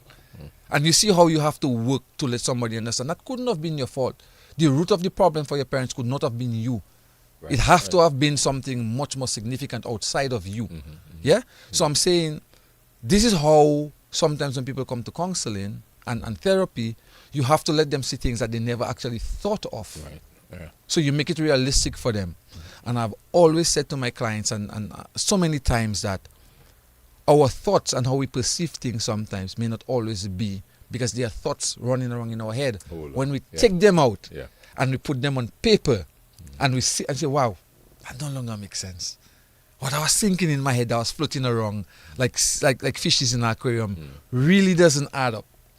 But because we don't make the dots in our mind, because there's so much thing going on in our mind, we're unable to sift through it. You understand? Yes. So this was the starting point for us. And she's like, I never thought of that. Because the person has a 7-year-old and says, when I talk to my 7-year-old, imagine the thing the child remembers. Or sometimes even us, when we are relating stories of our childhood, the version that we have and the version that our brothers and sisters have is totally different. Precisely. You understand? Yeah. Sometimes we fit things 3 years ahead in it. Yeah. So I was trying to get it to understand. So this is how you start making how do I define me based on my experience that I think has made me who I am, and how I change it by getting clarity. Wonderful. It's 23 minutes after the hour of 9 o'clock. We're so very happy that you're tuned in. Some of you are just tuned in. I want to say good evening to Edwina London and Agnes Benjamin. And some of you are tuned in and just letting us know that you're tuned in and appreciated the interaction and all of that and really learning from that. My guest tonight is Lester Guye. Lester is let me just say, he could maybe just tell us all he is, but he's a nice, cool guy. He don't like to just fan his own flame, so I'll just do that for him. He's the founder of Glpsychosupport services. He provides psychotherapy and counseling both in person and virtually. He coaches, and I guess it would be psychological in that sense, coaching and mentoring. He also does that. He is clinical. He's been trained in clinical psychology. He's even a nurse, all of that stuff. So he's my guest tonight, and then you know who I am. Then you just know I'm Michael, and I talk, and I love the smile on your face. All right, and his mom is listening. He's a mama's guy like me. His mother is alive. My mom has moved on, but his mom is alive. I was a mama's boy, and stuff like that. And so he's my guest tonight, and we're just really talking around mental health and self-care. In our time, there's so many who have had unfortunate things happen to them. And some of you tonight are listening to us. You might just be having your own issues, your own struggle, and you within that space.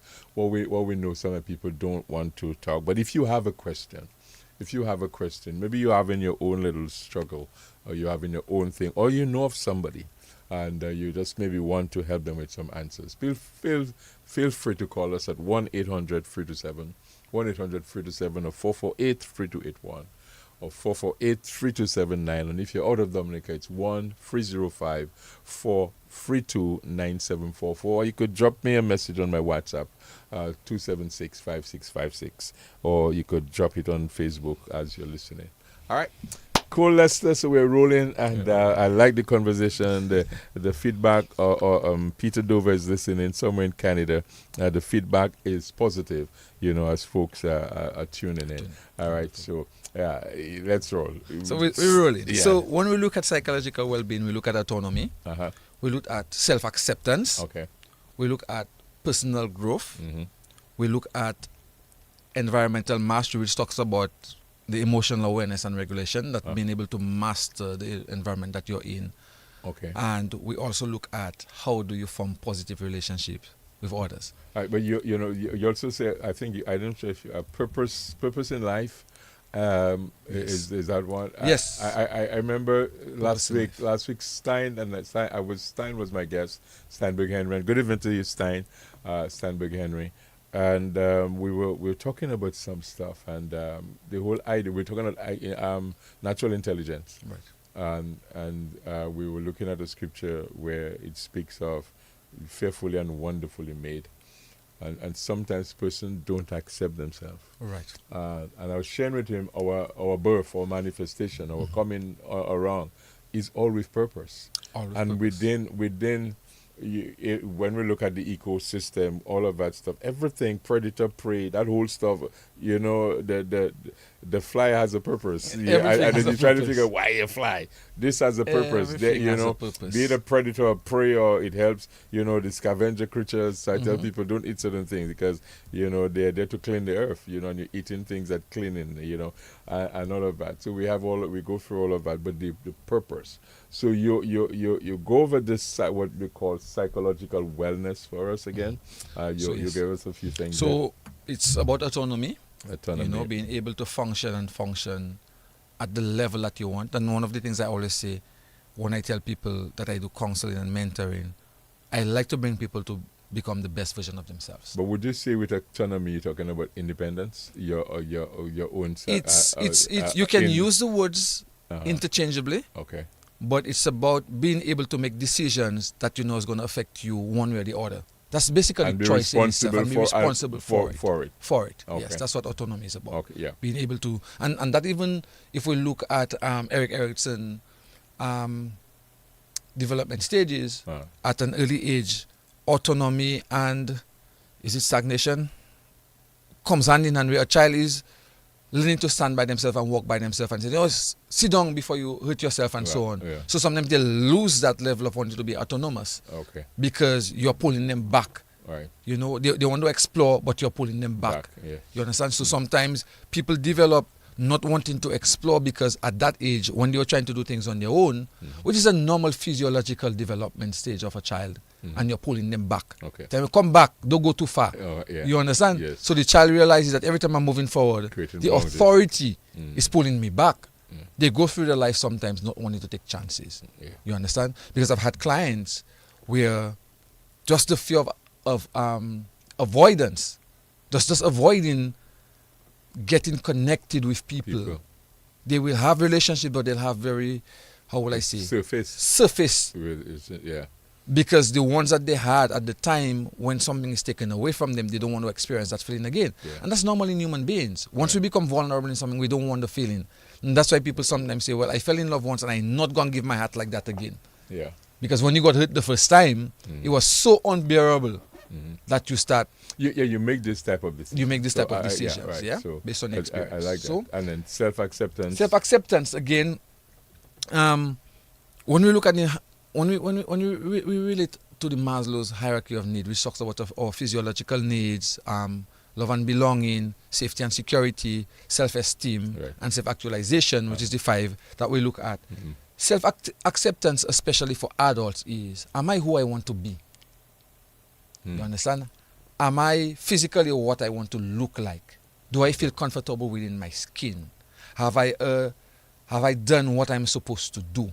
My sister is so cute, and look at me.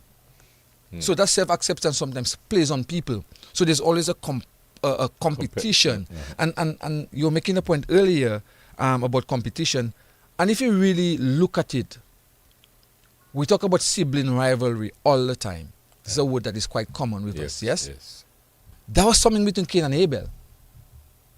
That my gift was more accepting of yours, or my gift wasn't as accepted as yours. So all of those things in terms of accepting that this is what I can bring to the table, and just know I accept that this is. And I tell people, even myself, again, I was having a conversation with somebody last night, and I'm saying to them, people see me sometimes thinking that everything is really good. Right. But sometimes they don't recognize it's $10 I have in my wallet, and I am not going to look for something that's costing $20. Right. I'm going to look for something that's costing $250. Yes. So they can have the extra $250 for something else. Right. So you learn to accept where you are. I'm not saying you don't push for more, but you don't overextend yourself. Because in overextending yourself, sometimes we bring up a lot of stress on So ourselves. there has to be a contentment about even a contentment about the accepting of myself. Yes. But then, do we? Is it when you're talking about I think self-acceptance, the concern, the expression coming from those we love or those who love us, don't you think it bears a lot of weight in terms of our own, our ability to accept ourselves? That is or, true. Or, so you have maybe a parent or a wife or a spouse or somebody who just say, I mean, personally, you talk about bringing yourself to the place where you accept something about yourself. I have on my planner, I've established certain goals for the month. All right, so October, I've already established certain goals and certain things in my planner. All right, but then there are people who look at you and tell you something. So someone might be overweight. All right, there are persons that cannot do much about it. Right. Because in the genes. All right, but then they are still healthy because they can. I've seen some person that we consider fat or whatever it is, dance and have the energy, the stamina, to move on. But it's just that the body, is what it is, Right. And they have accepted it, All right. But then from outside, you have All the right. pressure. Good. So self-acceptance really says, doesn't matter what comes from outside, Right. I am accepting. I am accepting who I am. Right. But it's also good, and that's where we talk about the positive relationship with others, Okay. where people who you value or who values you reaffirms to you, okay, I know, let's typical example. Let's say somebody who has been diagnosed with diabetes or hypertension. Okay, yeah. Well, yes, it's an illness, but your husband or your wife reaffirms that I'm with you in the battle. Right. You understand? So being getting reaffirmation, somebody to buffer you, somebody to encourage you is always good. Right. But you don't allow it to define. Oh, okay. You understand? Right. So yes, I might be a little overweight because my family might be a family where that's our genes. Yes. But I'm not making it define me. Okay. I am comfortable within my skin of who I am, Right. and I will try my best to take care of myself so that I don't get ill with hypertension or one of those illnesses. Yeah. Yes. So yes. that self-acceptance also comes from that. And I tell people, I'm not sure if I should say that on international radio, but I will still say it. It's very difficult to get under my skin. Very difficult. Okay. And it comes with almost a lifelong conditioning. Yeah? That I am cool with who I am. The way I look, the way I carry myself. You understand? Yes. So for me, you can come and you can tell me all the things you possibly can. It doesn't really faze me. Because I'm so comfortable within my skin. Right. You understand? Yeah, I may want to have a Honda Whistle, but is an HRV I can buy box back. Okay. I'm comfortable with it. I'm looking to see if I can see it outside. You understand? Yes. So it's also learning in your environment and in the circumstances that you're in your life that you don't overextend yourself to feel uncomfortable. That I'm in competition with yes, somebody yes, else. yes. Yes? That whole idea of contentment is so powerful and so good. All right. Yes. Yeah? Go ahead, All right. So then we look at personal growth. How you develop both emotionally, psychologically, financially, how you develop. I tell people all the time, most of us are working class people in Dominica. Unless we have one of the surnames that we were blessed enough for someone to leave something for us. Yeah. We are striving for what we want. Right. And guess what? For me, I have been fortunate enough to get to... I didn't even realize it was my gift until I whoa, see where the universe has led me. Where this is the type of thing that I do the best. You understand? And every step of my life, I realized there are areas which brought me to that point. Right. You understand? Yes. So that aspect of personal growth, yes, I really would like to have my PhD. But I also have to think of how do I sustain myself and not put myself under more financial stress. Right. So for my personal growth, I'm happy where I am. Not that I don't want a little more, but I'm getting there. But just what you're saying, that the pressure of wanting the title. sometimes drive people to the point where they are so messed up, and their mental health is, because they have the I don't want to say sacrifice, because so much of what we do has to have a certain level of sacrifice, but the cost at which they attain it brought them to the place where they suffered more. They suffered more. So you like you said, you would like you're at a master's, but if you would want your PhD, but it's like but then the way our world is with our personal growth, you can keep growing even if you don't have the title. Even if you don't have the title. You could keep growing even if you don't have the title. That is the point. Yeah. And that's why when I remember when I did my diploma in mental health nursing, we had a really good lecturer from Nigeria at the time. And we were looking at Maslow's hierarchy of need, and we were looking at the physiological and the safety and the love and belonging and self-esteem, and then we were looking at self-actualization. And he made a point that I never forgot. He said self-actualization for different people can be different things. Right. Yeah. So, for example, a businessman may be having finances enough to leave his family comfortable. Right. Yes? Generational wealth. Generational wealth. Self-actualization for a man who's family-oriented might be the joy of being able to sit on his porch and see his grandchildren running around in the yard. He don't have to have much. All right. But that for him brings him satisfaction. Right. And for example, somebody like myself who's academically inclined is to be well known in your field. Yeah. 3 different men. Right. Same self-actualization, 3 different goals. Right. Yeah? So we look at it. So when we look at personal growth and your purpose in life, like right now, I know this is my purpose in life. Yes. I speak, I do it very well, I relate to people, I connect with people. I know that's my purpose in life. I guess that's why we're connecting, because that's also, for me, I tell person my greatest joy is to teach. Voila. I'm a pastor, and, my greatest joy, the investment of my time is to make sure every time I stand before the people I lead, I give them something that is substantial. Just like every time my wife steps into the kitchen, I'm not a kitchen person, but my wife is. I would wash a thing, but she gave us that, and like I'm listening to you here tonight, and we're interacting, and it's great. We're empowering people because the feedback is there. Okay.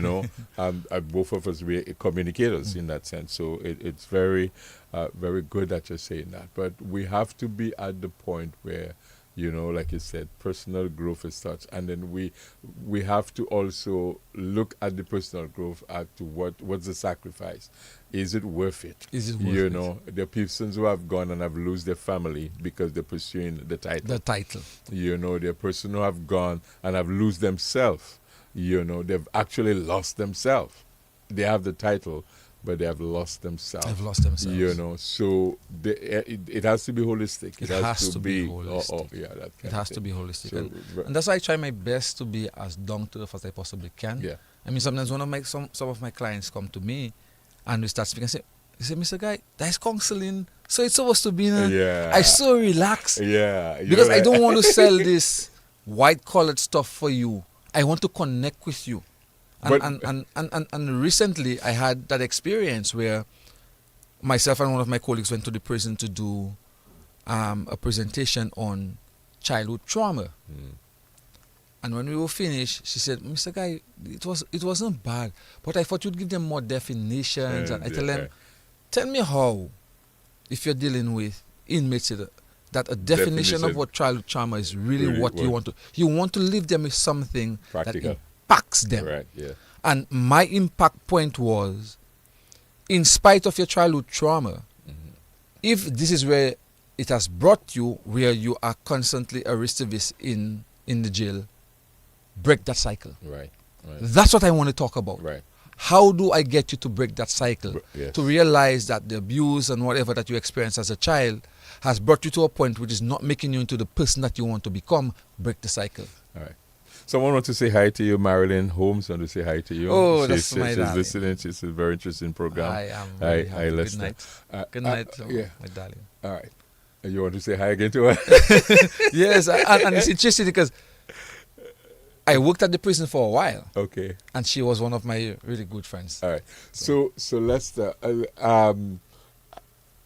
you perception of you, in a sense, the first time I saw you, I really met you. You introduced yourself was at a men's forum we're trying to have at the PSU. Okay. That was the first time I actually met you.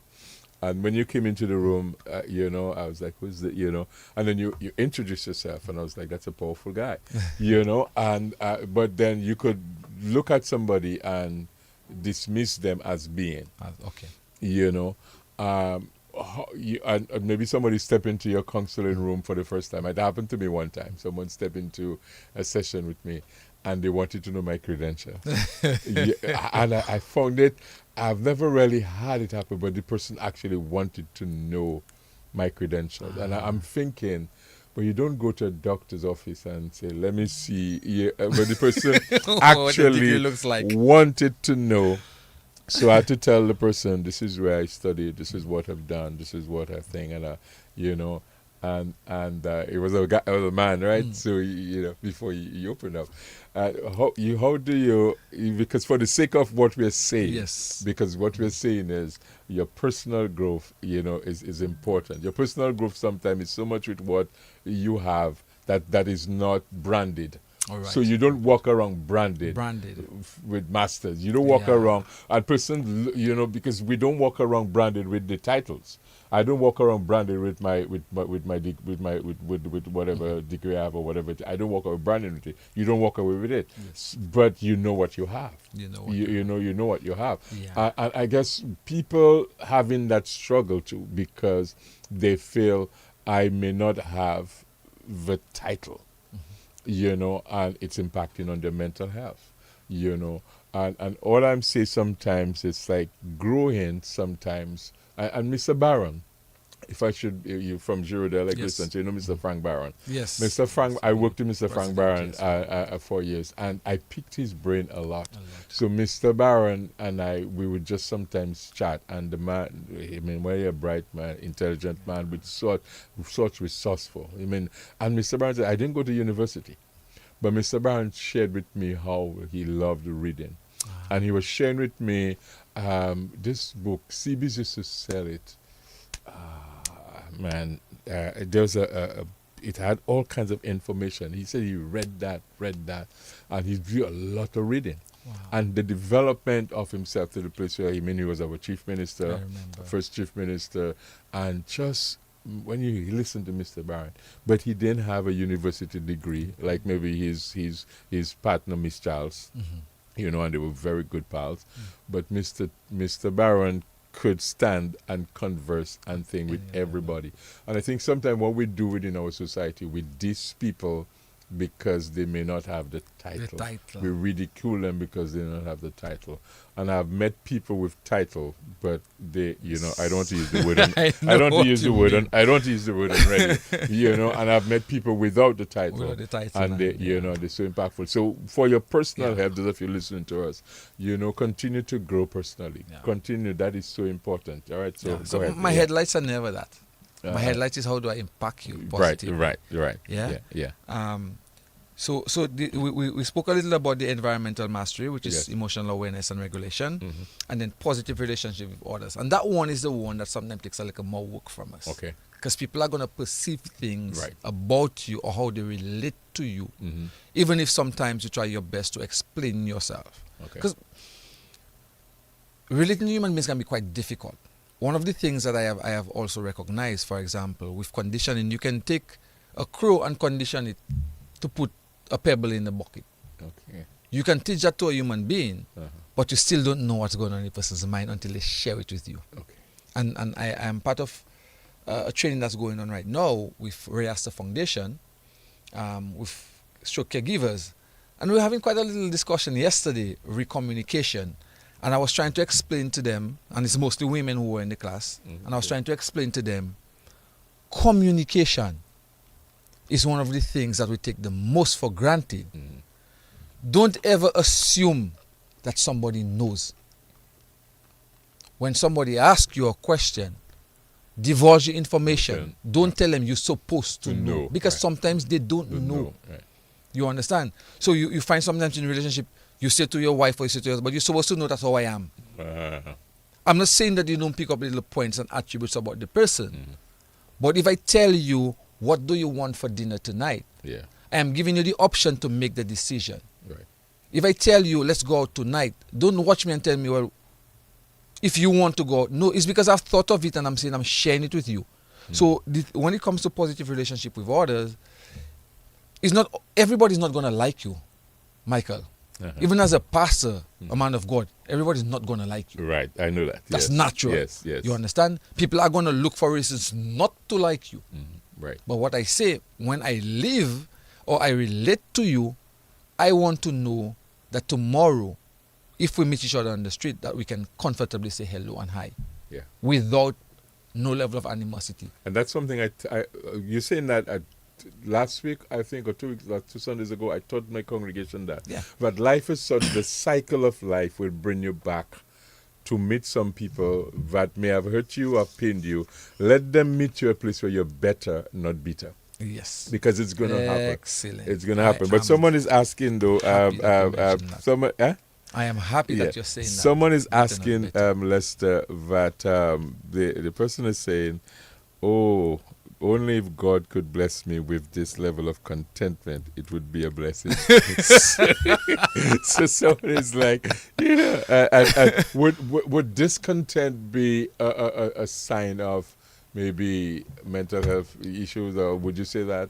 I mean, well, I will be honest with you, just one mental illness that have you on a high all the time. Being bipolar, I mean that you'll be there'll be a point where you're actually just above the world, erratic in your thinking.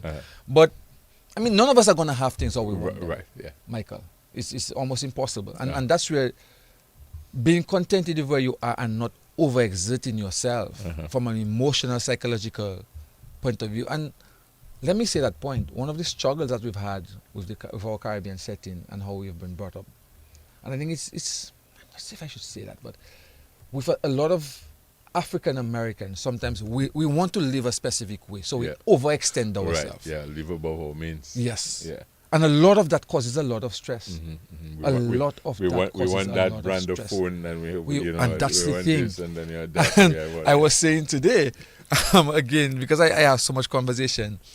I was having a conversation with a friend of mine. So I think from Sunday, my fridge is giving up on me. Okay. And I'm like, boy.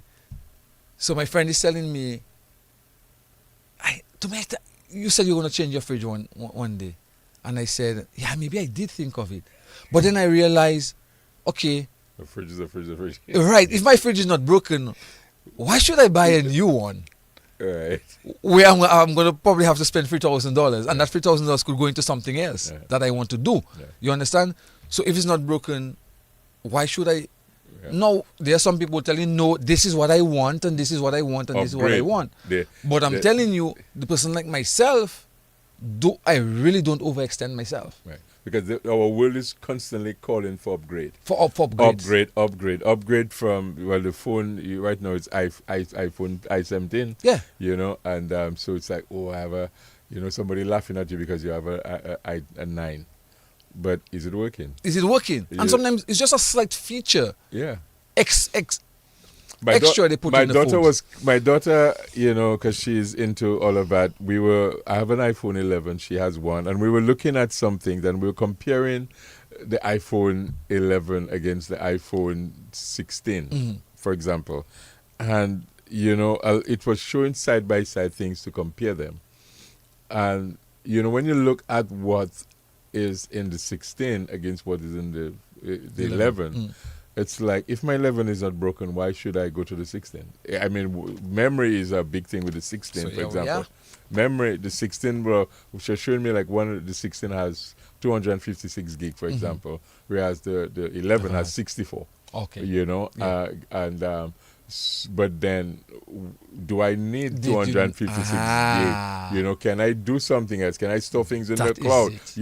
And so when you look at some stuff, make the comparison, it's just really trying to play on you and stressing you out. So people stressing you out. If it's not broken, why try and fix it? Why fix it? I mean, if you can afford to do it, I want a bigger fridge, a more fancy fridge. Cool. But even now, in the financial situation that I'm right now, I don't have to overextend myself. I'm not going to do it. Right. Yeah? Yeah. So cool. So I suspect time has run on us, Michael. We have 10 minutes, yes? Yeah, we are. So there's something I really want to share, which I think is right around the alley, and before we probably get to wrapping up and so on. So emotional intelligence is the ability to manage both your emotions and understand the emotions of people around you. Okay. And this goes back to the discussion that we're having when the gentleman called earlier. Right. I might want to throw a storm, Okay. but I realize that's not the space for the storm. Right. So why do I have to do it? Yeah, I can wait for him to have a discussion with my son about something I'm angry at when we get at home, Right. and then meet him in public and do that. Right. Yeah. Because it's going to have an impact on him. Yes. You understand? I had a situation when I was a little boy with my dad, and I never forgot it. It has stayed with me all of my life. You understand? Okay. You know? But it stayed with me, and it also reminded me that sometimes it's better to step back than to step forward. Okay. You understand? Because at the end of the day, sometimes the things that sometimes we need to do takes just a little more effort from us, but we do the easiest one, which is to step forward. Okay. And I remember saying that to prisoners way back when. You just come from jail, for example, and you get in a tussle with a guy. If you step forward, you know you can handle him, and like you're saying with the guy at the thing. Yes. At the end of the day, most times people are going to say you're in the wrong because, you just come from jail. It's that jailbirds just do. Right. Right. Rather than stepping back and realizing, okay, let me not get into the conflict because I don't want to go back to stock farm. It's easier to step forward in a situation like that rather than to step back. Yeah. So I encourage people a lot of time, stepping back sometimes is the best. It takes a little more, Right. but the end result is sometimes the right decision to make. Yeah. Yes. Yes. So emotional awareness is feelings are present in ourselves and others. Okay. Respect for our own and others' emotional states. Okay. Emotional regulation we've spoken about, the inner you, the real you, the authentic you, your self-ideal, your worth. Okay. Capacity to integrate your thinking and feeling and express yourself. And the capacity to communicate emotional information. Okay. Those are things surrounding around emotional intelligence also. And it's things sometimes... But how would you break down before the capacity to communicate emotional information? Right. So how would you break that let me down? give you a typical one. So we know when women are going through their menstrual cycle, right. they are a little moody. Yeah. And they're a little... I'm just using that one because it's a very real one. Yes? Yeah, they're moody, they could leave them in the morning nice and you come home in And the night you- and you touch me. Excellent. So, Good. Now, we know that this is around hormonal changes in your body. So that is biochemical changes in your body. And you feel the women feel a little more antsy. But let me tell you, for words to come out of your mouth to tell me something, it has to go through your brain. right. And if you're going to tell me something that is unbecoming, it means that you've chosen to do so. Yeah. You understand? Yes. And this is what it is about, emotional information, the capacity to communicate your emotional information. Okay. That you're angry, and because you're angry doesn't necessarily mean You just that you have throw- to pass it on someone. Yeah. In local terms, how we right. say it. You understand? You're so made that you process, you have the ability That's to it. process action, reaction, responses. That words. is it. You have that ability. You to have do that Right, ability. Right. No, I'm not going to say it's going to be a perfect fit all Right. the time because Yeah. we're human beings. But the more you learn to do it, the better your responses to people are Yeah. of how you express yourself emotionally. Yeah, because You I've understand? heard the excuse, Lester. Persons who say, "Oh, well, they say if you're coming from an abusive situation, you will be an abuser." And I'm not sure. You did psychology, Yes. and I did a little bit of it myself. But I sometimes believe we give ourselves excuse based on some information. Some We information. give ourselves excuse. Oh, well, according to the psychologist, because I come from a home where there was abuse, it's like, but I personally came from a home of abuse. So you see. I saw abuse. We experienced abuse, be it to me or to my mom. You experience it. But you had to now tell, I get married and I say, well, I come from that, so I slap my wife or I do this. Sometimes we give, and because you had a major or minor in psychology, maybe more than me. Do you think we present excuses like that coming out of backgrounds, coming out of information? Or, well, the guy coming from the prison, well, I'm a customer up there already, so You understand? And then our society now say, well, basically that kind of stuff. When I spoke to you earlier, Michael, and I told you, I think sometimes where I am right now, through the God of the universe that I've gotten to that point, I actually chose something tonight that when I'm going to finish here, I want to share, and it's right on point. Wow. Listen to what it is. And these are thoughts that I have been penning by myself. Okay. Yes? Self-awareness is a unique, natural gift bestowed upon us. When we are aware that we need help, is a privilege. When we are aware that we need help, is a privilege. Yes. Yet the strength and commitment that is required to seek help, acknowledge we need help, and the need to work on ourselves is where the strength of our characters are rooted.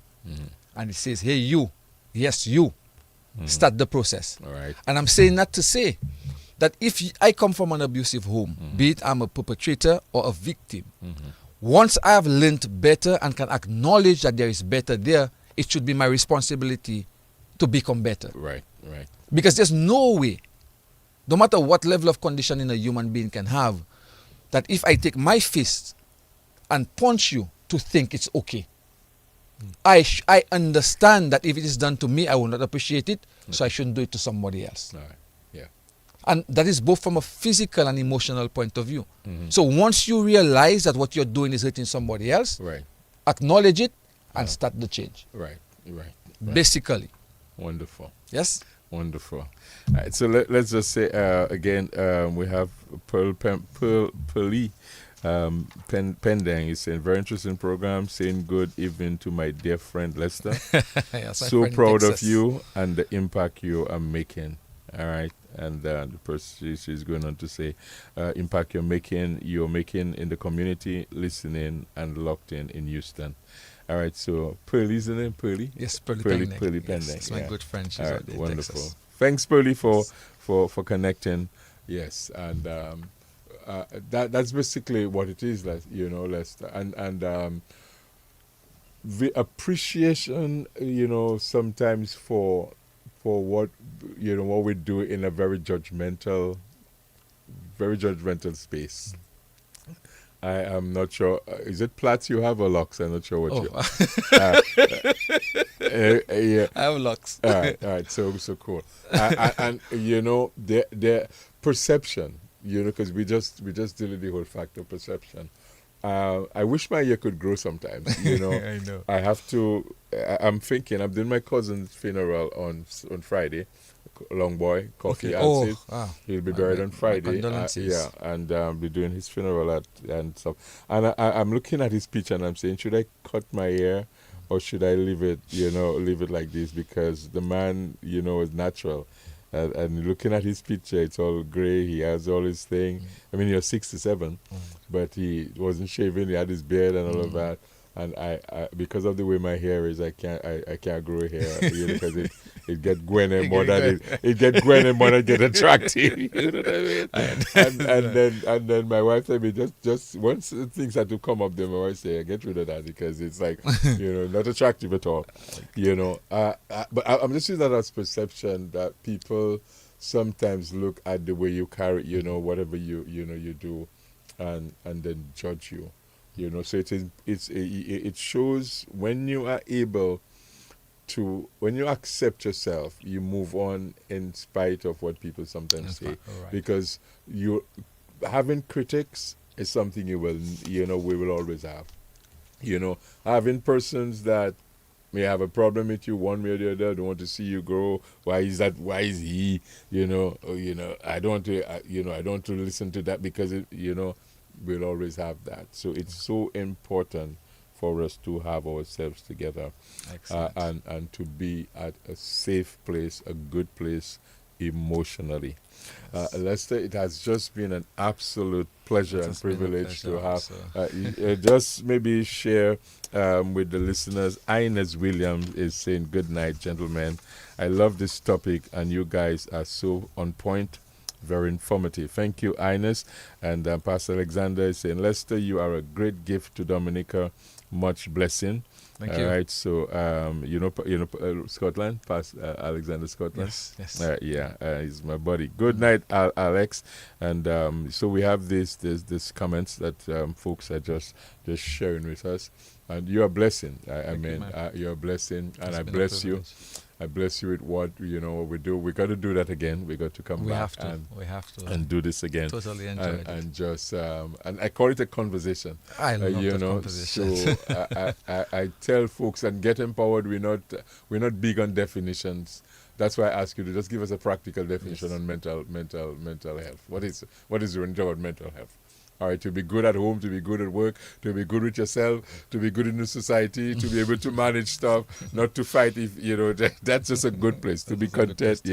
All of that is a good place to be, and I thoroughly enjoy the conversation. Share your final words with the folks just for tonight, As I said, and we have a to be continued right there. As I said, it's one of the most wonderful things that we can have, privileges that we have, is to be able to recognize where we need help. And start the process. That's basically what my last words were. Okay. That realize where you are, and if you need help, seek help. Yes. Yes? Yeah. It's been a pleasure. All right, ladies and gentlemen, friends, and I have no foes. I did a funeral. I did a funeral one time, and my mother-in-law's funeral. Before it, I walked and I looked at everybody in the church. I walked the entire building. I looked at everybody in their face. Some of them were, what are you looking at me like that for? And when I went to speak, I said, well, you know what I did? I looked at everybody in the church. I just wanted to know if there's anybody there I have a problem with. And as it relates to you, I don't think personally from my end, I don't have an enemy. I know, and I don't know if people are my enemy. Right. Yeah. But I don't, for me, because bro, my mental health, my good state of, that for me, and to be at peace and calm, to be able to go on my bed and lie down and just sleep comfortably. to do nice is just So thank you good so night, much, everybody, and thanks for listening. Thank you very much for having me on your program. A pleasure. Quite a pleasure. Yeah, let's maybe show them we're shaking hands. We're still nice, Yeah. All right. So that's it. Thank you so much. All right. So that's it for us on Get Empowered. My guest tonight was Lester Guye, and wrapping it up. So I'm saying my good night to you all. Thank you so much. Let me see who else is joining us. Lester has exited the room, and so Ernica Esprit, thank you so much for your comments. And let me just take the final comment before I just knock off the feed. All right. So I guess basically that's what we have. And all of you who are watching, again, thank you so much. And until next Tuesday, we do that every Tuesday, Get Empowered. Not every time we're on Facebook, but some folks are really beginning to like the Facebook thing. And in some ways, Get Empowered is beginning to like it. So take care of yourself. Have a good one. Until next Tuesday, my name is Michael Jean Jacques, and I'm closing up this part, and we will continue. I'll continue on until 11 with some inspirational songs. So take care of yourself, and God bless. All right, so here we have it, and that was Get Empowered for tonight, and we are thankful for all of you who were part of that, and I'll just maybe end up the whole thing shortly. We want to just play our theme song, and my phone is buzzing away. All right, so let me just do it. What children, let not your hearts be troubled. Wipe away your tears and fears, 'cause I know love will conquer evil. Oh, yeah. And even through my darkest nights, fear not, there is on my side to protect us.